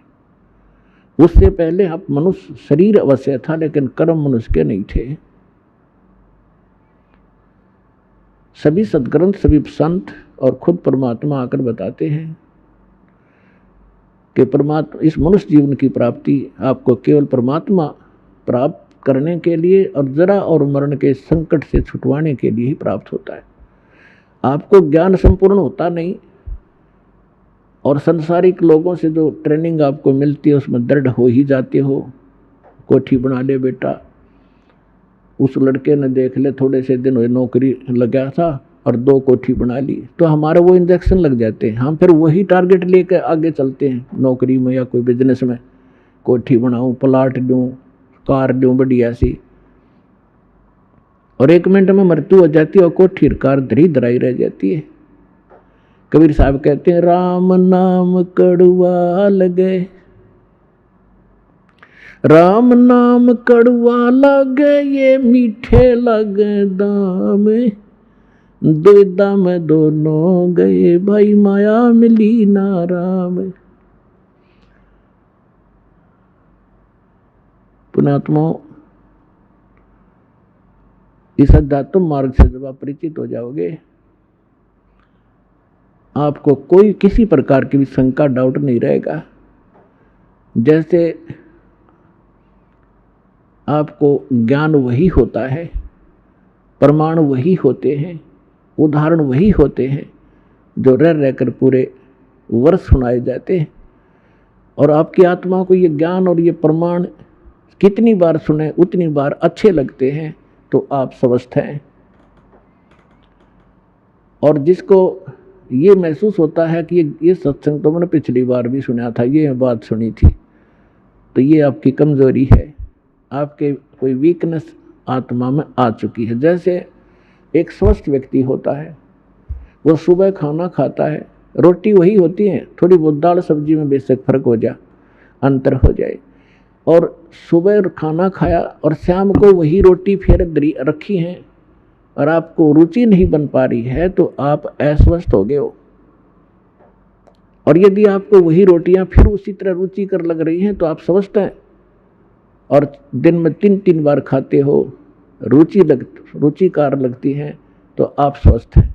इसी प्रकार अब ये ज्ञान वही है, और जितनी बार सुने और जितनी बार ये आपको, उतनी ही बार आपको ये अच्छा लगना चाहिए तो आप स्वस्थ हैं, अन्यथा आपको फिर कोई पाप कर्म ने घेर लिया। अब जैसे रोगी व्यक्ति है और वो भोजन प्रतिदिन खाता है 2-2, 3-3 बार, और जब वो रोगी व्यक्ति हो जाता है वो, तो उसको एक समय भी एक ग्रास भी खाने की रुचि नहीं रहती। कारण क्या हुआ कि उस रोग ने उसके शरीर की व्यवस्था खराब कर दी। जो मीठी वस्तु थी, खाने योग्य पदार्थ थे, वो भी कड़वे लगन लगे। उसका तरीका क्या है? उसका तरीका ये है कि कड़वी, जैसे किसी को मलेरिया हो गया और उसने वो कड़वी कुनीन, रोटियां तो भी कड़वी वो खानी पड़ेंगी, ना चाहते हुए भी खानी पड़ेंगी, चाहे वो रुचि कर लगे चाहे ना लगे। उनके खाने से फिर धीरे धीरे बुखार ठीक होगा, जबर ठीक होगा, तो वह रुचि भूख बढ़ेगी और फिर स्वादिष्ट, स्वस्थ होते फिर स्वादिष्ट हो जाएंगे। तो इसी स्वादिष्ट लगा करेंगे। इसी प्रकार ये सत्संग के अंदर ये दोनों डोज हैं। इसमें आत्मा का आहार भी है और ये ट्रीटमेंट, ये उपचार भी साथ होता है।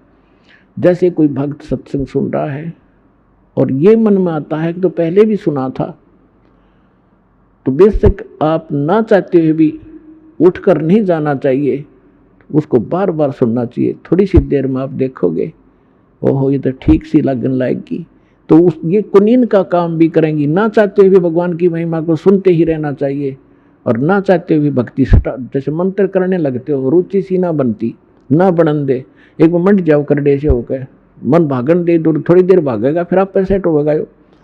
इसी प्रकार परमात्मा कहते हैं कबीर हरि के नाम को खज बजो चाहे खज, उल्टा सुल्टा ओ गही खेच पड़ा जो बीज।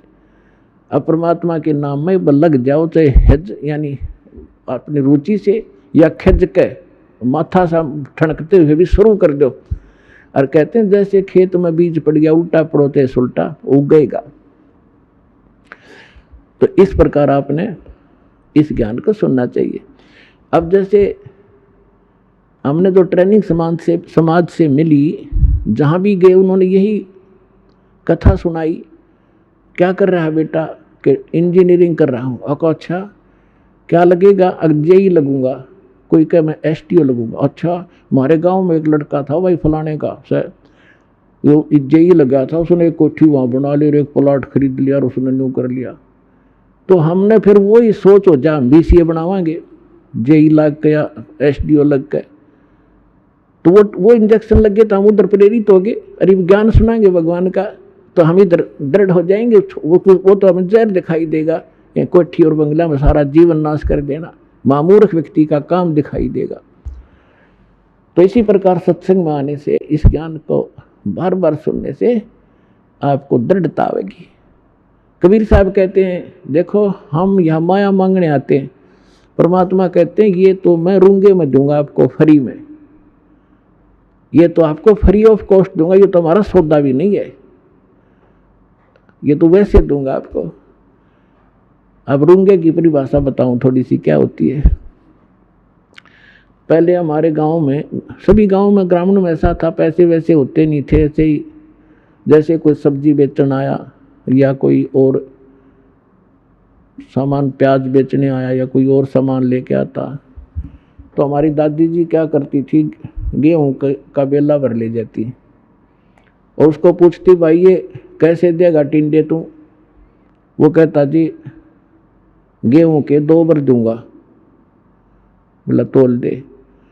और जब तो सौदा तो कर दिया गेहूं का, 2 बार तुलवा लिए, 1 किलो के 2 किलो ले लिए, किलो गेहूं के बराबर। फिर यूँ क्या करती भाई रूंगा और दे। रूंगा माने बिना बगैर सौदे में अलग आइटम, वो एक आधा टिंडा ठाका और घेर देता, ले दाई रूंगा ना भाई थोड़ा और देख दो, वो देख दो और घेर देता, बुढ़िया राजी हो जाती। तो ये रूंगा माने फ्री ऑफ, वो तो फालतू का।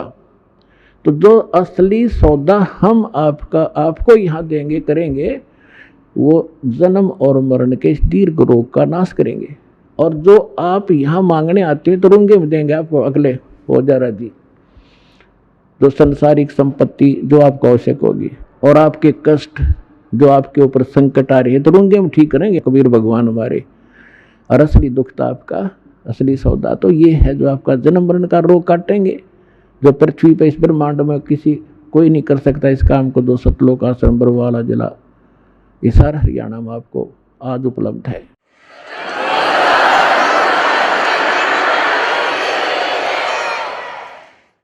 राम नाम कड़वा लगे ये मीठे लगे दाम, दुविधा में दोनों गए भाई माया मिली ना राम। अब इन्हीं इंजेक्शनों से प्रभावित व्यक्ति, एक बार ये दास मेरे पूज्य गुरुदेव जी के सतलोक गमन के उपरांत उनके आदेशानुसार दीक्षा नाम सत्संग करने लगा। तो हमारे पूज्य गुरुदेव जी का एक आश्रम मोघा के अंदर है, रेलवे स्टेशन के पास, और एक तलवंडी भाई जिला फिरोजपुर के अंदर है।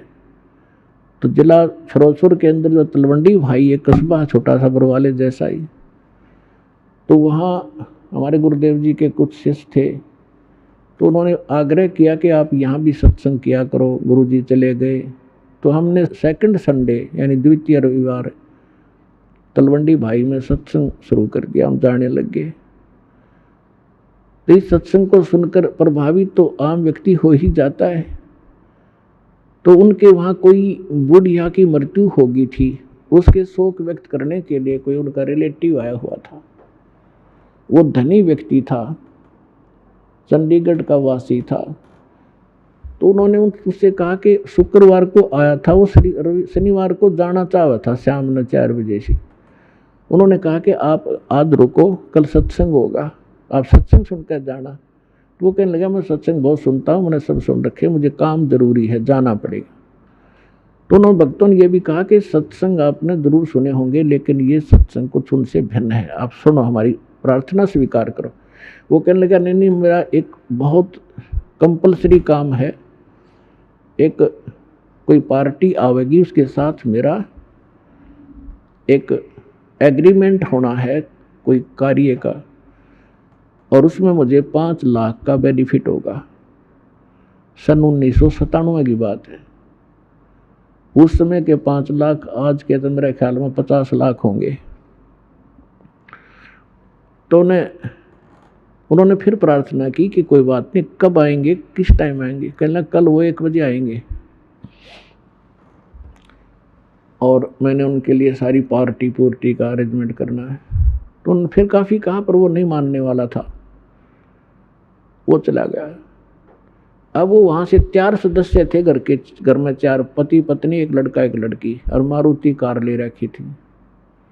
चंडीगढ़ के पास आकर एक ट्रक खड़ा, थोड़ा सा अंधेरा हो गया, आगे एक ट्रक खड़ा था बजरी का भरा हुआ, उसके पिछले व्हील निकाल रखे थे चारों और जैक ला रखा था। अब उसने तो 5 लाख घूमे थे माइंड में, कुछ भी ना दिखा था, स्पीड पूरी कर रहा। वो ट्रक के नीचे घुस गई वह कार, वो जैक कट गया और लोडेड ट्रक बजरी का भरा उनके ऊपर पड़ गया। चारों के चारों 8-10 स्पॉट मर गए। अब चाट ले उस 5 लाख के बेनिफिट ने, सिर पर धर ले और कोई ठीक गई, और पता नहीं कहाँ भूत बने अंडेगा। तो पुण्यात्माओं, परमात्मा के इस ज्ञान को आधार बनाओ।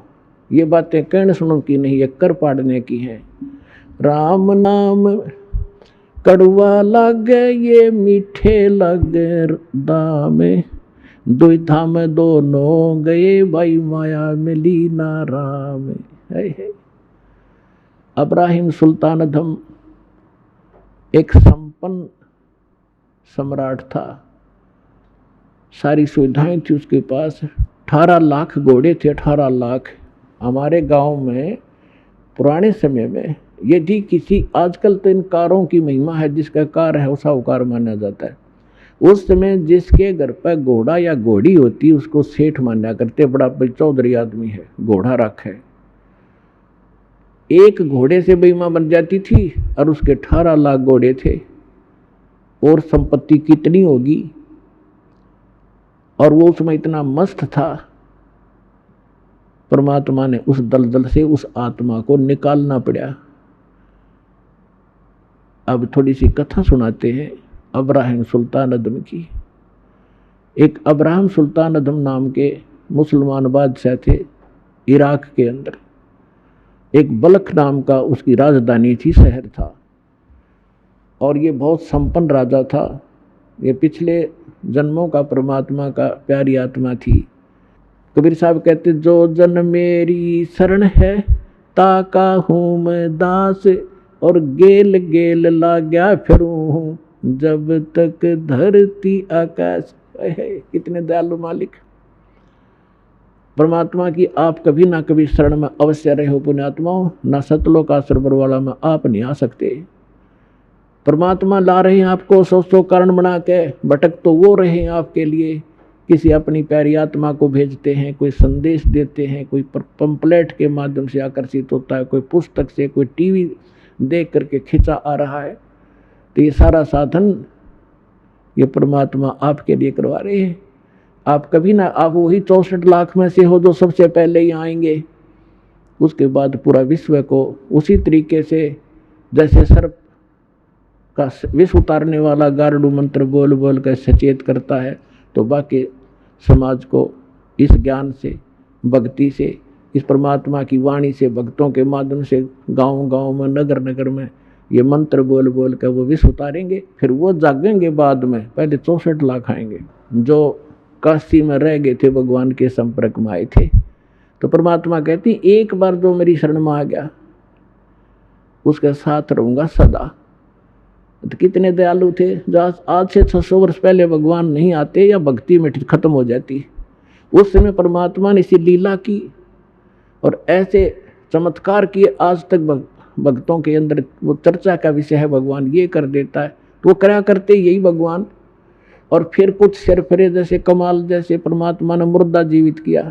लंबी कथाएं हैं ये बहुत गनी, लेकिन धीरे धीरे आपको सुनाया करेंगे। अभी तक तो आपको इन सदग्रंथों से, वेदों से ये मलाई निकाल कर आपके सामने रखिए, फिर ये कथाएं सुनाया करेंगे। तो दास, यदि ये कथा मैं पहले सुनाता, जब तक ये वेद सदग्रंथ और सब शास्त्रों से निर्णय नहीं निकालता था, किससे कहना जाता कबीर इज गॉड। और अब इस ज्ञान के माध्यम से प्रत्येक आदमी ये मान रहा है भक्त कि कबीर इज गॉड और कंप्लीट गॉड। तो परमात्मा अब क्या करते हैं, हम तो धन मांगने आते हैं और कहते हैं, जो जन मेरी शरण है ताका हूं मैं दास। अब दास देख लो किसा होया करे। दास किसे कहते हैं, दास की परिभाषा सुनाता हूं। एक बार अब्राहिम सुल्तान अदम जो राजा था, उसने घर त्याग दिया था, परमात्मा की कृपा से घर त्याग दिया था, और वो किसी चला गया, एक आश्रम में रुक गया। उस आश्रम में सब दास कहें अपने आप को, फलाना दास फलाना दास, और थोड़ी बात पर एक दूसरे का न्याख काट लड़ने लगे, तू क्या बन रहा है। तब अब्राहिम सुल्तान अदम जिसकी दास कथा सुनाना जा रहा है, इसका थोड़ा सा लिंक बीच में और आ गया। जब वो घर त्याग गया था, पहले ये राजा था, तो उसने कहा कि भाई आप नाम दास जरूर लिखते हो, पर कर्म आपके लक्षण दास के नहीं है। उन्होंने पूछा, भाई क्या बात भगत जी, कैसे नहीं। उन पता था कि राजा था और ऐसे राज त्याग करा है। तो उसने कहा कि जब मैं राजा था हम गुलाम लाते थे, गुलाम दास। तो मैंने, क्योंकि धार्मिकता मेरे अंदर थी, मैं गुलामों का ध्यान बहुत रखता था, कोई इसको कष्ट ना हो। तो मैंने उससे पूछा कि भी गुलाम आदमी पहले मनुष्यों को मोल लिया करते, गुलाम जैसे आजकल पशुओं को लाते हैं।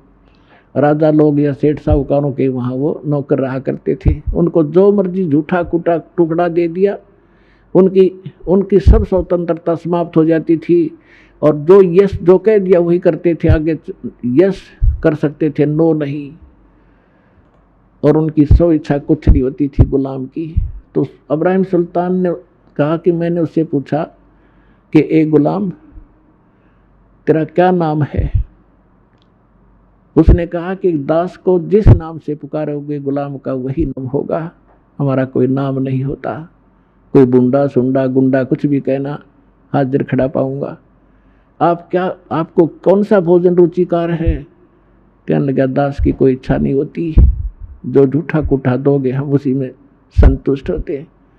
तो पुण्यात्माओं कहने का भाव ये है कि वो दास और अपने मालिक के सामने जो आज्ञा होते ही सब कुछ लिए खड़ा रहता है, उसको दास कहते हैं। तो कबीर साहब कहते हैं कि जो जन मेरी शरण है और ताका हूं मैं दास, और गेल गेल ला गया फिरूं जब तक धरती आकाश। अब दास आपको सुनाना चाहता है कि अब्राहिम सुल्तान अदम पहले सतयुग से ही चली हुई आत्मा आ रही थी, और फिर वो सम्मन नाम का एक मनियार बना।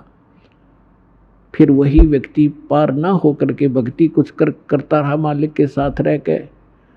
फिर वो एक 9 शेरवां का बादशाह बना, 9 शेर खान। वहाँ पर भी वो भक्ति परमात्मा वहाँ पहुँचे, उसको ज्ञान दिया, लेकिन मोक्ष नहीं हुआ, दृढ़ता नहीं की उसने। फिर उसकी भक्ति और दान के कारण वो अब्राहिम सुल्तान अदम बलख बुखारे का बादशाह बन गया।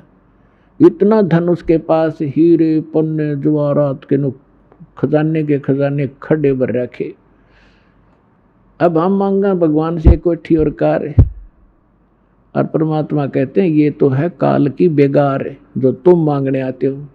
जब आप भगवान की शरण में आ गए, क्या परमात्मा अनजान है कि मेरे बच्चे को किस चीज़ की आवश्यकता है? आज्ञा रखेगा आपको आपकी सोच से पहले, उसको आपका पहले पता इसको क्या संकट आने वाला है, उससे पहले आपके पास आगे खड़ा पाओगा भगवान। फिर भी हमारी जो आदत है धीरे धीरे छूट जाएगी, क्योंकि अभी तो आपके साथ ऐसा है, एक व्यक्ति के ओठ का चोट लग गई, काफी चोट लगी, सूज गया, तो उसको कोई कुछ दवाई बतावे, कोई कुछ दवाई बतावे। एक व्यक्ति कहने लगा कि इसका ओठ का हलवा बना के बांध दो, देसी घी का हलवा। तो जिसका ओठ का चोट लग रही थी कि यह दवाई बढ़िया लगी, बने इस वाली बनाओ, हलवा बनाओ। अब हलवा थोड़ा सा बनाया उन्हें, जो ओठ पर लग गया, ओठ पर दरिया तो पर चाट गया भीतर। उन्हें सोची ओठ पर इतना डट्टा ही ले गया और खा गए, तो इसको और बनाओ। तब वो व्यक्ति बोला पहले इसने भीतर तो भर दो, जब ओठ पर डटेगा। तो उन्होंने अच्छा बनवाया 1 किलो सारे का, वो पहले छकाया, अब छक तू, और फिर ओठ पर बांधा। क्यों? हलवा इसी चीज़ से एक बार छक लेना, दोबारा रुचि नहीं बना उसकी, एक ग्रास भी नहीं खा सकता। तो ओठ पर धर दिया, वो न्यों का रखा उसने।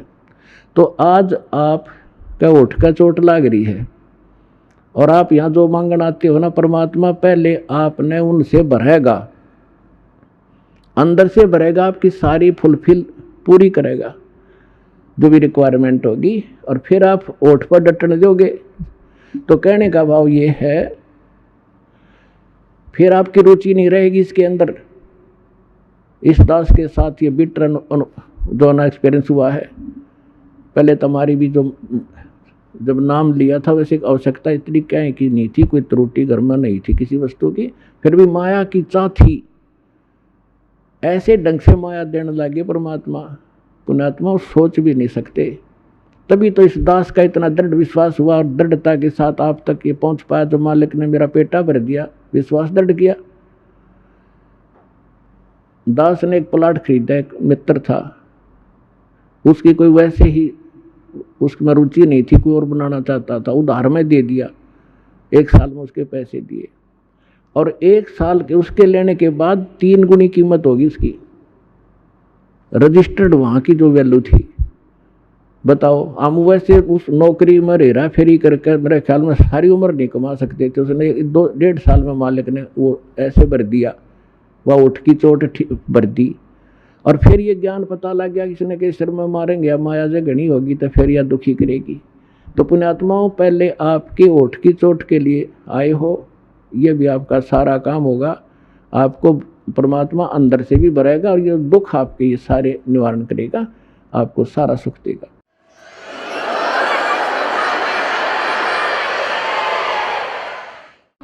और फिर आपको ये माया विष दिखाई देगी, रुचि नहीं रहेगी आपकी इस ज्ञान के होने के बाद।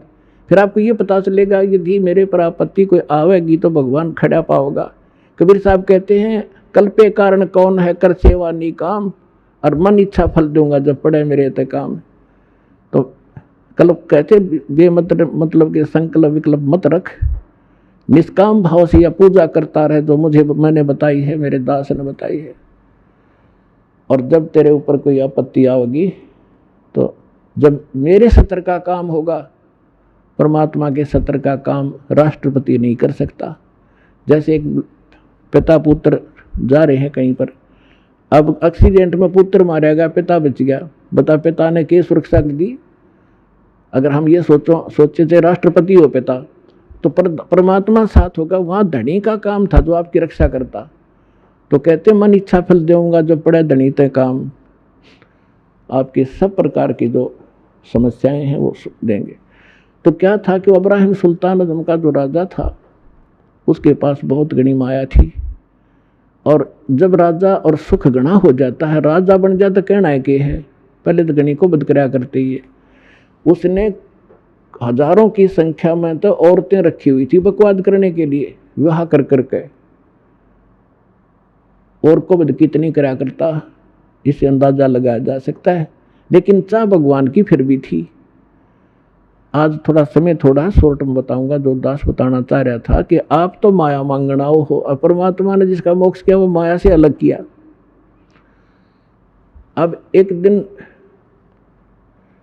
किसी संत ने उस इब्राहिम सुल्तान आदम के साथ धोखा कर दिया, एक अंगूठी नकली दे दी, असली छुपा ली। फिर उसका पता लगा तो इब्राहिम सुल्तान आदम को संतों से नफरत होगी, और जितने भी आसपास के साधु संत से जेल में डलवा दिए, और चक्की पीसने का काम ड्यूटी सजा दिया करते थे, और चक्की का आटा अपने घोड़े गाड़ों को, प्रजा जनता को, और वो क्या नाम है सेना को खिलाया करते थे। जैसा भी अपने आत्मा जो भी व्यक्ति भक्त परमात्मा के लिए निकला है, वो चाहे किसी की पूजा कर रहा है, और जब वो आखिर में रोता है ना, वह आत्मा रोती है, तो आत्मा का साथी वो कबीर भगवान है। जब उसने देखा कि भगवान के लिए निकले थे ये 100-200 भक्त, और ये इसने जेल में ठोक दिया नालायक ने, और वो भी भगत परमात्मा का था, पूर्व जन्म का उसके कर्म बिगड़े थे। तो वहां पहुंच गए दाता। उसने क्या प्रश्न किया था? इब्राहिम सुल्तान ये प्रश्न करता था कि तूने भगवान देखा है? अल्लाह कहाँ है, कैसा है, तो मुझे दिखा, मुझे बता। और उसके प्रश्न का उत्तर नहीं देता था, उसको जेल में ठोक देता था। ऐसे 300-350 संत जेल में ठोक रखे थे। उनको छुड़वाने के लिए और उस नादान आत्मा को परमात्मा के मार्ग पर लगाने के लिए परमात्मा ने, कहते 100 छल छिद्र मैं करूं अपने जन के काज। एक रबहारी बनकर ऊँट, जैसे राजस्थान के व्यक्ति आते थे हमारे यहाँ, ऊँटों वाले काफ़ी काफिला लेकर आते थे। जब उसमें उधर वर्षा नहीं होती थी, इस साइड में आकर वो अपने पशुओं को पाल ले जाते थे, फिर वापस चले जाते थे। ऐसी उस ऊँट रबहारी वाली कारवान वाली जो है ना वेशभूषा बना के राजा के महल पे, रेजिडेंस पे, जिस पर सोया करता था, जिसमें महल में, उसकी छत के ऊपर प्रगट हुए सतलोक से आके, और एक ऊँटा वाले जैसे राजस्थानी होते हैं, डबल धोती बांध के, जूते रोड, इतना बड़ा साफा, हाथ में लठ, तो उसकी छत पे खड़ा होकर लठ मारे, खुड़का करे खूब जोर जोर का, हर हर। अब राजा की छत पर तो चिड़िया भी नहीं बोल सकती, और उन्होंने खूब खड़ा कर रखा। राजा एकदम उठा, नौकरों को लताड़ा के तुम क्या कर रहे हो, ऊपर कौन शोर कर रहा है? नौकर गए ऊपर, लाए पकड़ के। वो सामने खड़ा है राजस्थानी सा परमात्मा, और कहने लगे कि तू कौन है, कहाँ से आया है, ऊपर छत पर क्या कर रहा था? राजा ने पूछा। परमात्मा ने कहा कि मेरा ऊँट खो गया, मेरा ऊँट गुम हो गया, और मैं ऊँट खोजूं था, शायद तेरी छात पर बैठा हो। तो राजा हंसा उसकी मूर्खता पे, कहने लगा अरे मूर्ख, ऊँट कभी छत पर जा सकता है? तेरी अकल मारेगी, ऊँट मिलेगा कहीं जंगल में, खोज वहां जा करके। तब परमात्मा ने कहा कि जिस प्रकार ऊंट छत पर नहीं मिल सकता, क्वाइट इम्पॉसिबल, इसी प्रकार जिस प्रकार तू बकवाद कर रहा है ऐसे अल्लाह प्राप्त नहीं हो सकता। और न्यू कह के अंतर्ध्यान हो गए उसी समय। अब सामने बात कर रहे आदमी ना दिखे, कलेजा तुम्हें फट जाए आधा तो आदमी का कलेजा हिल जाए। वो बेहोश हो गया राजा। उधर से परमात्मा वो तो राजा को लागे उपचार में करण, वहां पहुंच गया जहां वो चक्की पीस रहे थे जेल में। कौन? उसके भक्त। परमात्मा देखो पुण्यात्माओं, अब आपको ज्ञान होगा ना। पहले हमने जो सुख होता हम सोचा करते कृष्ण जी ने कर दिया, हनुमान जी ने कर दिया। करने वाले का था, कहते हैं जगत का पेखना पेख्या धनी का नाम ना लेखा। गीता अध्याय नंबर 15 के श्लोक नंबर 16 और 17 में 3 पुरुष बताए हैं, एक सर पुरुष एक अक्षर पुरुष। लेकिन इनसे हटकर जो उत्तम पुरुष है वो तीनों लोकों में प्रवेश करके सबका धारण पोषण करता है, यानी सबके दुख सुख वही निमेटता है। वो अव्यय ईश्वर है, वो परमात्मा परम अक्षर ब्रह्म सत्य पुरुष कबीर साहब है। तो वहां जाकर के सिपाहियों से कहा कि भाई औलदारो मैं भी आ गया और तुम्हारे राजा ने जेल कर दी मेरी, मैं भी साधु हूँ, साधु वेशभूषा बना ली वहां जाके। तो सिपाही बोले ठीक है भाई, एक चक्की तू लग जा, पीछे हट बैठ। तो थोड़ी देर में क्या किया परमात्मा ने कि भाई देखो एक काम करेंगे हम कैदी, चाहे तो हमसे चक्की पिसवा लो और चाहे इसमें कनक डलवा लो, एक काम तुम करोगे काम करेंगे। अब सिपाहियों ने सोचा जो अच्छा क्रांतिकारी आया, इस नांदे सारे स्ट्राइक करवा दी। तो को दुख हुआ कि इनको सीधा करेंगे। अब कहने लगे हम कणक डालेंगे चक्की में और तुम पीसो। उन्होंने सोचा पहले दिन को 2-3 घंटे में छोड़ देते थे, आज शाम तक रगड़ेंगे। अब परमात्मा वो बैठ के ठीक है भाई तुम आ जाओ, एक के खड़े हो जाओ चक्की के साथ साथ। कहने लगे आप डालते रहेंगे घूम फिर के, तुम शुरू करो। परमात्मा बोले खड़े हो जाओ, वे सारे खड़े हो गए और आंखें बंद कर लो। वो महात्मा खड़े हो गए, आंखें बंद कर ली। परमात्मा के हाथ में एक डंडी थी छोटी सी सोटी, उसने अपने हिस्से वाली चक्की के किले के हैंडल के ऐसे लगा दिया कि चलो स्टार्ट करो सारी। वो एक 360 चक्की बतावें अपने आप घूमने लाएगी ना, फुल स्पीड से, बिजली की भी ना चला इतनी तेज। और परमात्मा बोले ले औलदारो इसमें डाल लो आटा पीस लो, गेहूँ डालो और पीस लो, हम चले। तो उन्होंने कहा कि आंखें बंद करो, उन्होंने सारे आंख बंद कर ली। परमात्मा ने कहा आंखें खोलो। राजा के उस स्थान से लगभग 1 किलोमीटर दूर जंगल में सारे खड़े पाए और कहने लगे भाग जाओ यहाँ से, इस नालायक के राज में फिर मत आ जाना। अब वो चक्की अपने आप चल रही है, सारे सैनिक वो कैदी भाज गए। अब सैनिका ने सोची तुम मर गए भाई, जो राजा तुमने गड़ेगा, न्यू कहा तुमने भगा दिए जान बुझ गए। भागे गए 1-2 के राजा से हो गया से हो गया। अब परमात्मा ने वो चक्की चालू राखी कदे राजा ने दुखी करे, तुमने जान के निकाल दिए। तब राजा को पता चला, राजा देखने आया कि चक्की अपने आप चल रही है। उन चक्की जब बंद हुई, जब राजा ने देख ली, इतने दयालु हैं ये, किसी पर दुख नहीं आने देते कि सैनिकों ने तंग करेगा, नालायक आदमी अपने कर्म बिगाड़ेगा।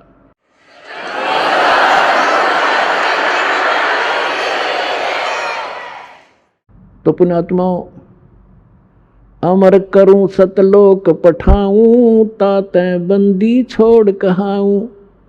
ये काफी लंबी कथा, समय थोड़ा रह गया, फिर बताएंगे कभी। कहने का भाव ये है कि परमात्मा ने उसको लास्ट में ऐसा विवश कर दिया कि उसने जहर दिखाई देने लगी। अब माया जिसके ऊपर बैठ के वो खुशी मना रहा था और एक दिन वो घर त्याग के चला गया। तो परमात्मा रास्ते में फिर मिले उसको कि बेटा घर त्यागना तो भगवान नहीं मिलेगा, आपने आत्मा से इस माया को त्यागना पड़ेगा, इसके विकार इसके हानि से परिचित हो जा तू और जा फिर वापस राज कर सकता, ये मंत्र दे दे।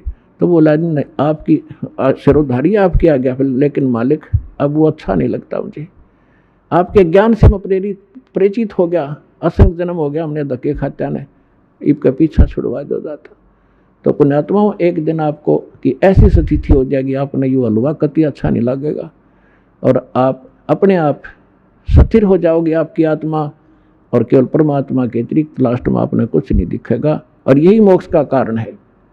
तो आपको सभी मोक्ष होगा। कहते समझा है तो सिर दर पाओ, गौर नहीं रे ऐसा दाव। बोलो सतगुरुदेव।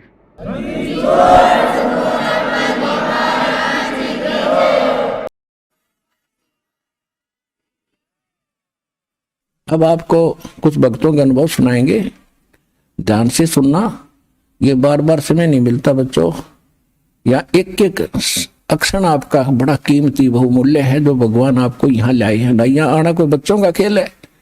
बगैर परमात्मा की रजा से आप इधर मुंह भी नहीं कर सकते। स्पेशल है आपको, चाहे कुछ भी कारण बनाया, चाहे दुखी करा चाहे सुखी करा, आपको ऐसे स्थान पर लाकर बैठा दिया। अब चर्चा सुना करो, एक एक शब्द को ऊपर विचार किया करो। अब सुनिएगा वो भक्तों का अनुभव। और मैंने अंदर से प्रार्थना की और पूर्ण परमात्मा किसी प्रकार की समस्या को हल कर सकता है, ताकि मेरी ये समस्या खत्म हो जाए। इस समय मैं बहुत ज़्यादा परेशान था। मैंने जैसे भी ये प्रार्थना लगाई, उसी के दौरान तुरंत, तो इसके बीच में जब मैं गाड़ी से पहले 2 व्हीलर से पहुंच गया, जब मैंने बीच में फ़ोन लगाया तो उन्होंने बताया कि आपकी पत्नी बिल्कुल उठ के बैठ गई है। बोले आप कहाँ ले जाओ, खून मुँह से आ रहा था। इसके बाद मैं फिर भी मैं झांसी ले गया। झांसी भी उन्होंने यही बताया कि किसी इसके शरीर में पूरे में रोम रोम में जहर भर चुका है जी, किसी में इसकी कोई गारंटी नहीं कि ये बचेगी, माने बच ही नहीं सकती है। लेकिन संत रामपाल जी महाराज से जब मैंने ऐसी प्रार्थना लगाई, उसी समय वो ठीक हो गई और आज जा कर के मेरा हर प्रकार से घर खुशहाल है। सर नमस्कार। नमस्कार सर जी। सर क्या नाम है आपका? हरचरण राय कुमार जी। सर कहाँ से आए हैं आप? मेरा गांव ग्राम टोड़ी है और तहसील पृथ्वीपुर है, जिला निवाड़ी, मध्य प्रदेश से हूँ जी। सर संत रामपाल जी महाराज की शरण में आने से पहले आप क्या भक्ति साधना करते थे? सर मैं संत रामपाल जी महाराज की शरण में आने से पहले पितृ पूजा है और ब्रह्मा विष्णु महेश की साधना है, यही सब जो हमारे परिवार में होती थी, उसी के आधार पर मैं करता रहता था। सर आपने अपने जीवन में देव देवताओं की भक्ति की है और जो पारंपरिक पूजाएं हैं वो सभी प्रकार की पूजाएं भी आपने की है, तो आपका संत रामपाल जी महाराज से नाम दीक्षा लेने का क्या कारण रहा? सर संत रामपाल जी महाराज की शरण में जाने की वजह मेरी यही थी कि मैं जो पहले जो साधना कर रहा था, बचपन से ही साधना कर रहा था, लेकिन मेरी जो घर की समस्या थी, मेरी शारीरिक समस्या थी, ये बिल्कुल दर बढ़ती जा रही थी इनकी। पहले मेरी समस्या ये थी कि मेरे जो 2003 से मेरे दोनों किडनियों में पथरी थी और मैंने सभी डॉक्टरों के पास दिखाया और मेरा वजन भी मतलब 35 किलो बचा था। मेरे जो शरीर भी बिल्कुल चलने लायक भी नहीं बचा था। इसके बाद जो सांसारिक पूजा पद्धति है वो सब करवा ली थी, लेकिन मुझे किसी प्रकार से लाभ नहीं मिल रहा था। इसके बाद जब मैंने एक दौर ऐसा हुआ कि मैं स्कूल में पढ़ाने जाया करता था प्राइवेट तौर पर, तो एक संत रामपाल जी महाराज जी के अनुयायी थे, उन्होंने मुझे एक पुस्तक दी, सचखंड का संदेश पुस्तक थी। मैंने उस पुस्तक को पढ़ा और उस पुस्तक में मुझे समझ आया कि जो संत रामपाल जी महाराज ने जो बताया है उसमें सारे धर्म ग्रंथों के अनुसार जो भक्ति है उसमें सब कुछ बिल्कुल प्रमाण सहित उसमें दिया था। तो मुझे ये कि यदि हम सभी सदग्रंथों के अनुसार जो पूर्ण परमात्मा की भक्ति करेंगे तो हमें आध्यात्मिक लाभ और शारीरिक लाभ उससे बिल्कुल एज मिलेंगे। जब मुझे मेरा मन माना और मैंने फिर उसको ज्ञान को और गहराई से समझा, वेद भी मंगाए, इस प्रकार से मैंने ज्ञान को समझा 6 महीने। ज्ञान 6 महीने समझने के बाद जब मुझे संतुष्टि प्राप्त हुई, इसके बाद मैंने निर्णय लिया कि मुझे संत रामपाल जी महाराज की शरण में जाना चाहिए और भक्ति करना चाहिए। सर संत रामपाल जी महाराज से आपने पूरा ज्ञान समझ के नाम दीक्षा ली है। संत रामपाल जी महाराज के अनुयायी दावा करते हैं कि उनको नाम दीक्षा के बाद बड़े बड़े लाभ मिले हैं, तो क्या आपको भी अपने जीवन में इतने सारे बदलाव देखने को मिले? जी, मैं पहले जी अन्य धर्म गुरुओं के अनुसार जो साधना कर रहा था, मुझे उससे लाभ कोई मतलब नहीं मिल रहा था, क्योंकि मेरी जो समस्या थी वो बार बार बढ़ती ही जा रही थी। इसके बाद जो संत रामपाल जी महाराज का जो ज्ञान समझ के पुस्तक के माध्यम से मैंने दीक्षा ली, इसके बाद ये हुआ कि मैंने जैसे दीक्षा ली तो मुझे 8 दिन में ही मेरे जो किडनियों में समस्या थी कि मेरी किडनी में जो पथरी थी, 15 दिन में कभी कभी खून के टुकड़े भी आ जाते थे। मैंने कई डॉक्टरों के पास दिखाया था। जैसे मैंने संत रामपाल जी महाराज से नाम दान लिया, उसके बाद उनकी जो विधि पूजा पद्धति है मैंने उसको सही तरीके से किया, तो उसके बाद मेरी जो समस्या थी पथरी की वो ऑटोमेटिक कम होती गई। और उसके बाद पूर्णतः आज तक मैं पूर्णतः 6 साल में एक भी टैबलेट नहीं खाई। इसके बाद मैं स्वस्थ होता गया। और लाभ मेरे घर में ये था कि मैं जुआ खेलता था। मेरी समस्या ये थी, पर्सनैलिटी मेरी हैबिट इतनी ख़राब थी कि मैं जुआ खेलता था, दिन भर अपना समय बर्बाद करता था। इसके बाद जब संत रामपाल जी महाराज से दीक्षा ली, इसके बाद मेरी ये बुरी आदत बिल्कुल ऑटोमेटिक हमेशा के लिए, आज तक के लिए बिल्कुल ख़त्म हो चुकी है। मेरे घर में एक और समस्या थी कि मेरी पत्नी थी, उनको एक बहुत बड़ी प्रेत की समस्या थी कि उनके प्रेत उनके ऊपर आता था, उनको ऐसे जकड़ लेता था कि 3-3 घंटे तक बेहोश सी हो जाती थी, लस्त पड़ जाती थी। पहले मैंने बहुत सियानों को दिखाया, लेकिन उससे ये लाभ हुआ इसके बाद नामदान संत रामपाल जी महाराज से नाम दीक्षा लेने के बाद, जैसे मैंने नामदान 2014 से लिया है, इसके बाद वो समस्या ऑटोमेटिकली ख़त्म हो चुकी है। एक बार क्या हुआ कि ये अपने मायके गईं और वहाँ पर ये समस्या उनको बनी, क्योंकि वो जुड़ी नहीं थी, नाम नहीं लिया था, ये समस्या बनी। तो उनके जो वहाँ के सियाने थे, उन्होंने कहा कि आप इसका निदान, जो बकरा मांगती है इसका निदान आप उस जो आपका घर में जो पति जुड़ा है उससे इसका निदान कराओ। तो उस आत्मा ने यही बोला था उसके माध्यम से कि भाई उनके घर में जो संत रामपाल जी महाराज के द्वारा बताई भक्ति साधना आ चुकी है, अब मैं उसके वजह से वहाँ पर पहुँच नहीं सकती हूँ और ना मैं वहाँ पर कोई हानि कर सकती हूँ। ये मुझे सबसे बड़ा लाभ हुआ। सर, भूत प्रेत की समस्याओं के लिए जो शाणे सपटे होते हैं, तांत्रिक होते हैं, वो बहुत सारी क्रियाएं बताते हैं। तो क्या संत रामपाल जी महाराज ने भी आपको ऐसी कोई क्रिया बताई, जैसे बकरे कटवाना या ताबीज़ बंधवाना या रात को 12 बजे किसी शमशान घाट पे जाना? क्या ऐसी कोई क्रिया भी संत रामपाल जी महाराज ने आपको बताई? जो संत रामपाल जी महाराज जो मंत्र, मोक्ष के मंत्र बताते हैं, शास्त्रों के अनुकूल जो मंत्र बताते हैं, इनमें इतनी बड़ी शक्ति है कि ये भूत प्रीत या शारीरिक समस्या तो कुछ भी नहीं है, ना के बराबर है। और इस मंत्र से संत रामपाल जी महाराज ने ये प्रूव किया है कि आप यहाँ पर भी सुख पाओगे और यहाँ के बाद शरीर त्यागने के बाद आप ऐसे लोक में, अमर लोक में चले जाओगे कि यहाँ इन मंत्रों को प्राप्त करके आप जन्म मरण का मोक्ष, जो जन्म मरण की समस्या है वो आपकी सारी समस्या हमेशा के लिए ख़त्म हो जाएगी और जिससे कि आप हर प्रकार से संतुष्टि प्राप्त कर सकते हैं। सर, क्या संत रामपाल जी महाराज से नाम दीक्षा लेने के बाद आपको कोई और भी लाभ मिले? जी, संत रामपाल जी महाराज से नाम लेने के उपरांत मुझे सबसे पहले ये था कि जो मानसिक टेंशन रहती थी हमेशा, की आर्थिक समस्या रहती थी, घर में परिवार में जो सदस्यों में बैलेंस नहीं रहता था रहने में, वो हमारे जब से मैंने संत रामपाल जी महाराज का ज्ञान सुना, समझा और जो उनकी पूजा पद्धति की है, जब से मुझे हर प्रकार से जो सारे गलत व्यसन थे मेरे सारे छूट गए हैं। आर्थिक जो तंगी थी वो सारी ख़त्म हो चुकी है और घर में सभी सदस्य सुखपूर्वक रह रहे हैं। किसी प्रकार की मानसिक मुझे कोई समस्या नहीं है आज तक और बढ़िया मेरा परिवार सुखमय ज़िंदगी यहाँ पर बढ़िया तरीके से जी रहा है। एक बार क्या हुआ कि मेरी आपसी में विवाद चल रहा था मेरा, और एक बार मेरी पत्नी ने 50 ग्राम जहर खा लिया। इसके बाद मैं पास का जो मेरा स्वास्थ्य केंद्र है मैं वहाँ पर ले गया। डॉक्टर ने, वहाँ पर मैं पहुँचा तो डॉक्टर ने इसको तुरंत मना कर दिया और झांसी के लिए इसको रेफर कर दिया कि ये किसी प्रकार से बचेगी नहीं।